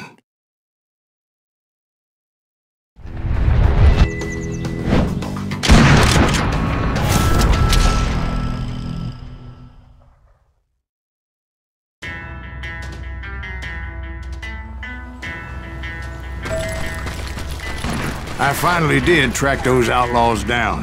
They had long rifles with scopes and were well positioned to pick off any poor soul who came anywhere close.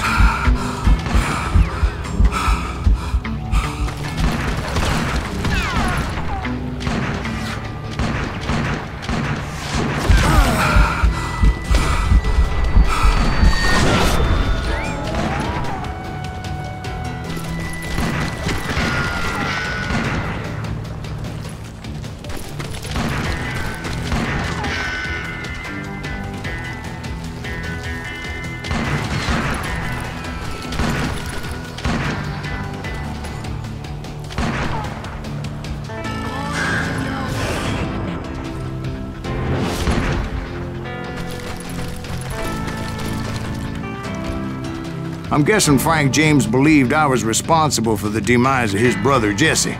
I couldn't really disagree with the man, as I thought Jesse was dead then as well.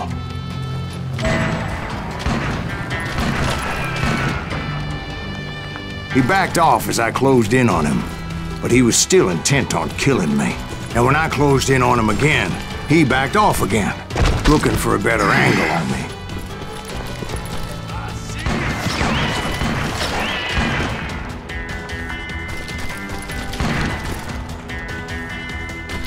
Hell, I can't fault Frank for wanting his revenge, as I was there for the same damn reason myself. At this point, I'm guessing you think Silas Greaves is a worse murderer than Jim Reed ever was. No, sir. A man who spent half his life killing somebody's brothers, fathers, sons. I think you were just looking for justice, sir. Is that what I was looking for, Dwight? Is that what it was? Justice? Isn't that why you were hunting the James gang? The James gang. Right. I finally found Frank holed up in his mountain cabin, and he was determined to have me dead. It was a pitched battle that could have gone either way. Luckily, I had some dynamite in my possession. Dynamite? On your person? A few sticks, just in case. It's always good to be prepared. Right. I'm just laying out the facts as I remember them, Jack. Want that bastard dead! Come on, he's only one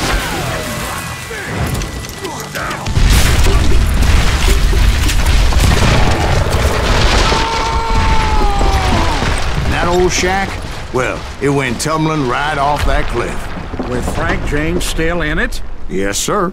But Frank James is still alive, living in Missouri, showing folks around the family farm for 25 cents a tour. I didn't say he died in the fall, now did I?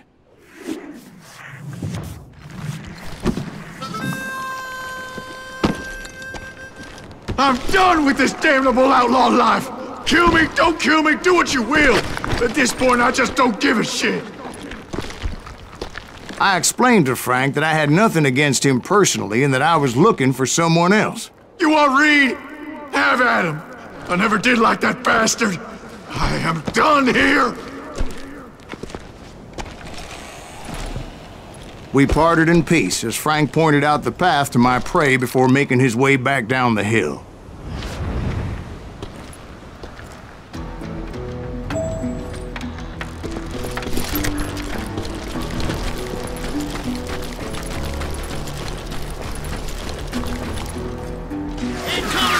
So what happened with Reed? Well, I finally found the last of the gang hiding in a nearby cave.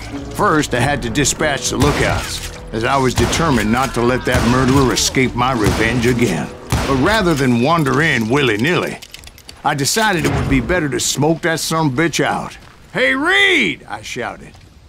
"No wonder you're so ornery. Can't be easy being married to Belle Starr. While you're off providing for the family, she's spreading her legs for every Tom, Dick, and Cole Younger. Not an attractive woman exactly, but very friendly. At least she was to me. Son of a bitch!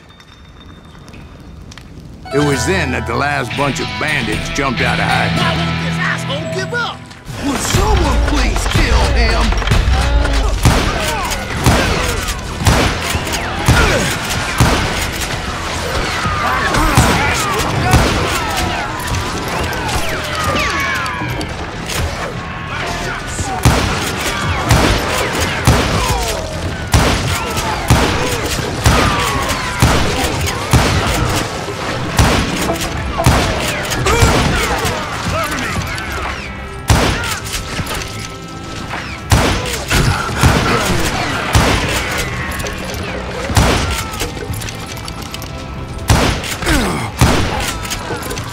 Eventually, it was just me and Reed.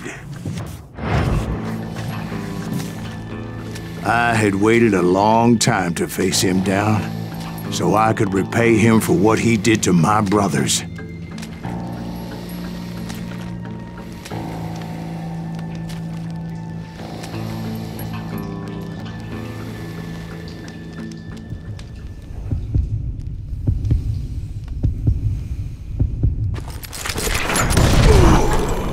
And repay him I did.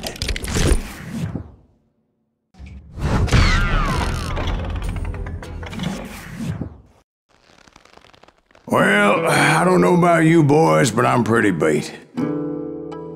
Well, it's too damn bad you never found that Bob character.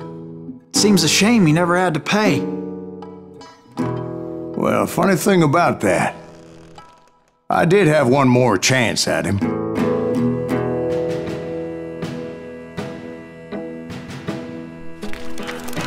6 months ago, I heard that Butch and Sundance were back in the States and had gathered up some of their old gang. I tracked them down, hoping that Roscoe Bob Bryant had returned with them. So you're saying they didn't die down in Bolivia? That's what I'm saying.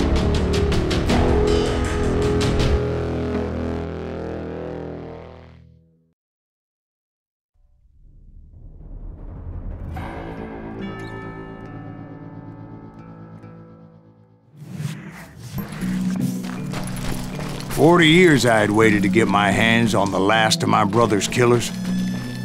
Not even an army of demons could have stopped me now.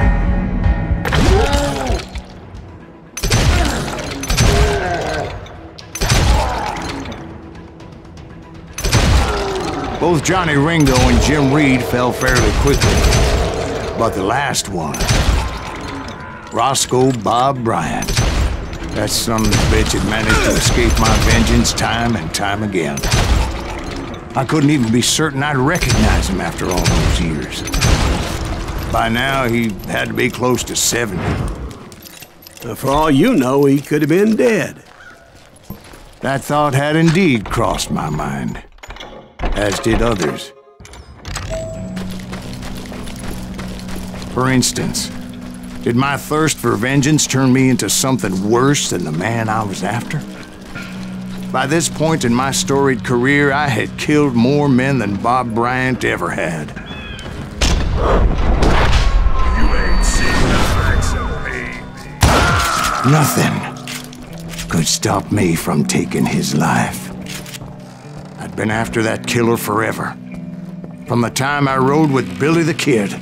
But that chapter of my story you already know. Chapter of that fairy tale, you mean? Suddenly it was 1910.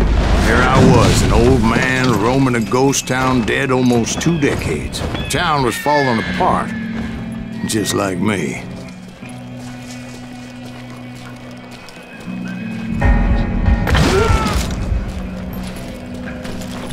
But I wasn't about to call it quits.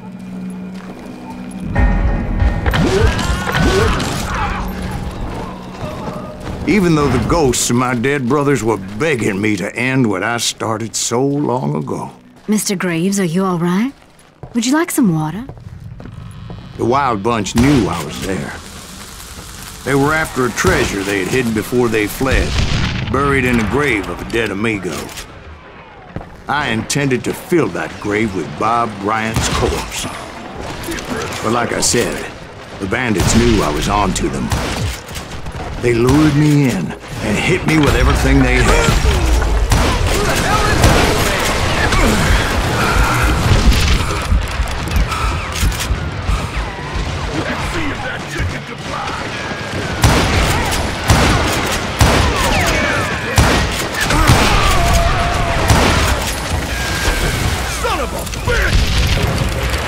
But you obviously prevailed since you're sitting here telling us. Actually, in that moment, I did not prevail. So I suppose we're talking to a ghost. Funny you should put it like that, Jack.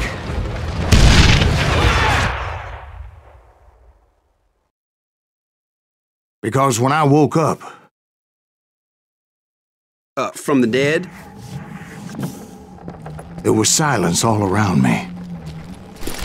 I could swear to God I saw Billy then. Billy who? Billy the kid.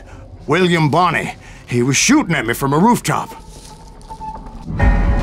Here, and there, even over there. So I am right. You are touched in the head. Mr. Greaves, perhaps we should switch you to coffee? You see that old Indian again, too? No, but I did see Billy's killer. Patrick Floyd Garrett. He came at me guns a-blazing. But I knew that old war horse had died 2 years before. I wondered if maybe I was dead too and confronting the ghosts of my past. Perhaps all my sins were coming back to haunt me and drag me down to perdition. I saw Henry Plummer throw dynamite at me.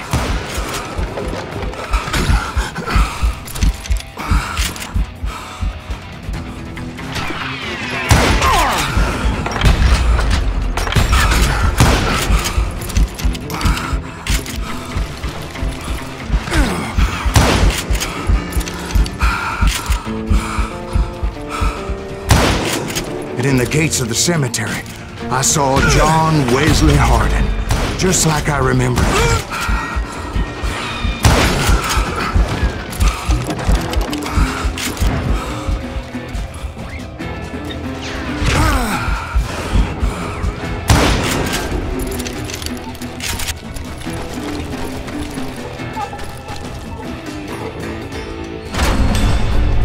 Robert Ollinger appeared with his terrible double-barrel shotgun.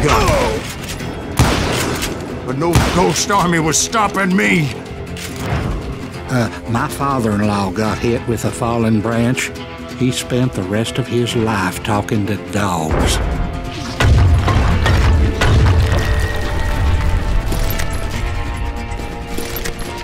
Newman Hayes Clanton, William Brocious, John Peters Ringo, they all wanted me dead.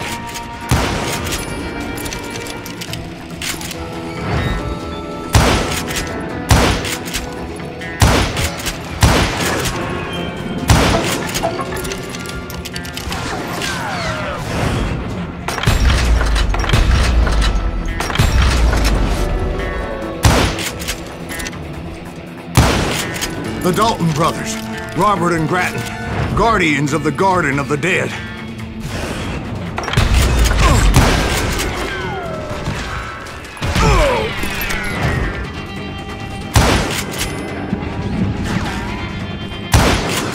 George Curry and Harvey Logan, alias Kid Curry, both thirsty for vengeance from the great beyond.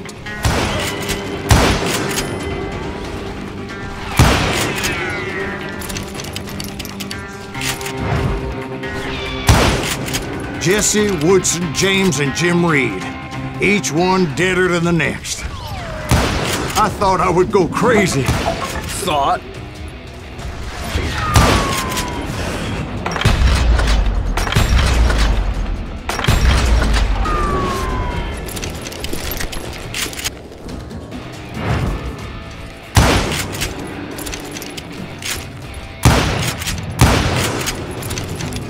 Finally, I saw Harry Alonzo Longabaugh. The Sundance Kid? Like a general leading his legion of the dead. You told us before that you'd seen him alive. He was alive.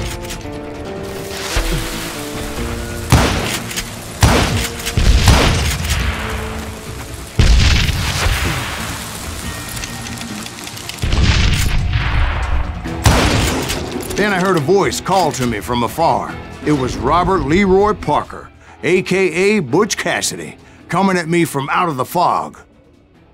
Thanks for taking care of that bastard.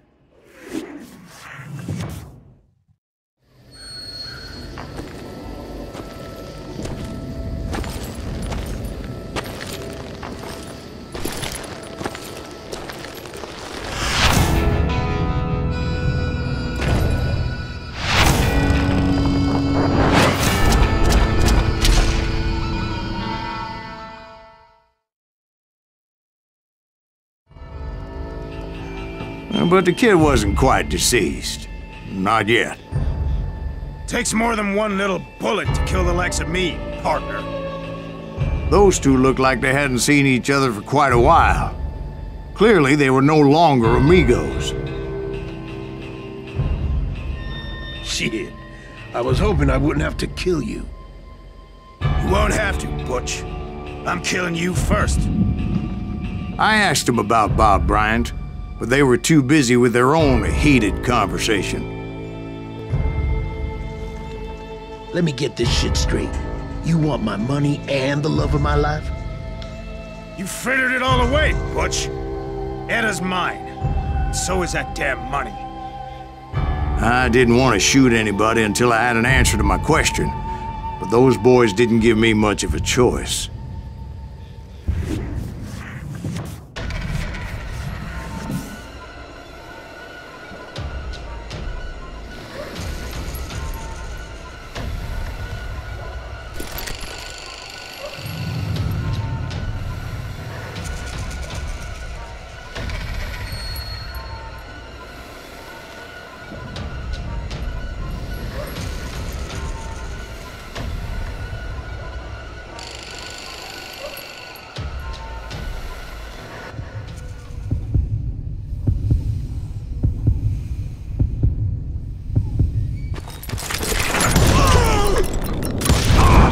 Butch Cassidy and the Sundance Kid died there in that cemetery not 6 months ago.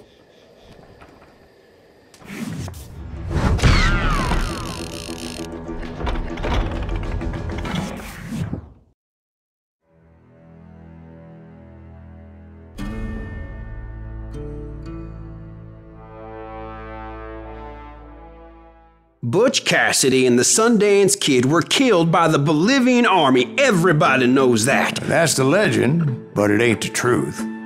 So, you never found Bob? There is no Bob. This old sumbitch ain't even Silas Greaves. Sir, is that true? Have you been pulling our legs this whole time? Well, not the whole time. Oh man, I think you've worn out your welcome here. Maybe you're right, Jack. Maybe it's time to pay. You see, Ben, or should I say Bob, your past always catches up with you. I was a different man back then, crazy. Drinking, I changed my ways, I swear to you. If I could turn back the clock, But you can't, Bob.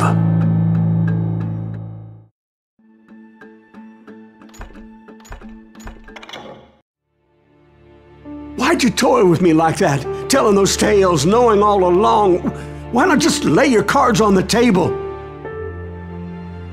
Wanted to suss you out, Bob. See what kind of man you turned out to be. Maybe prod you into drawing on me. See, all those years on your trail turned me into a killer. Can't even remember who I was before you tried to murder me. You, on the other hand, walked that very same path in exactly the opposite direction.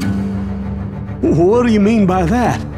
You think your life is worth sparing, Bob? Boy, what's your name again? It's Eisenhower, sir. Dwight Eisenhower. What do you plan to do with your life, Dwight Eisenhower? Tomorrow I'll be leaving for West Point, sir. So, you want to be a soldier? Well, then do it right, son. Don't tear down the world out of anger and spite like I did. You build it up. You do something decent with your life, you hear me? Sir? Yes, sir.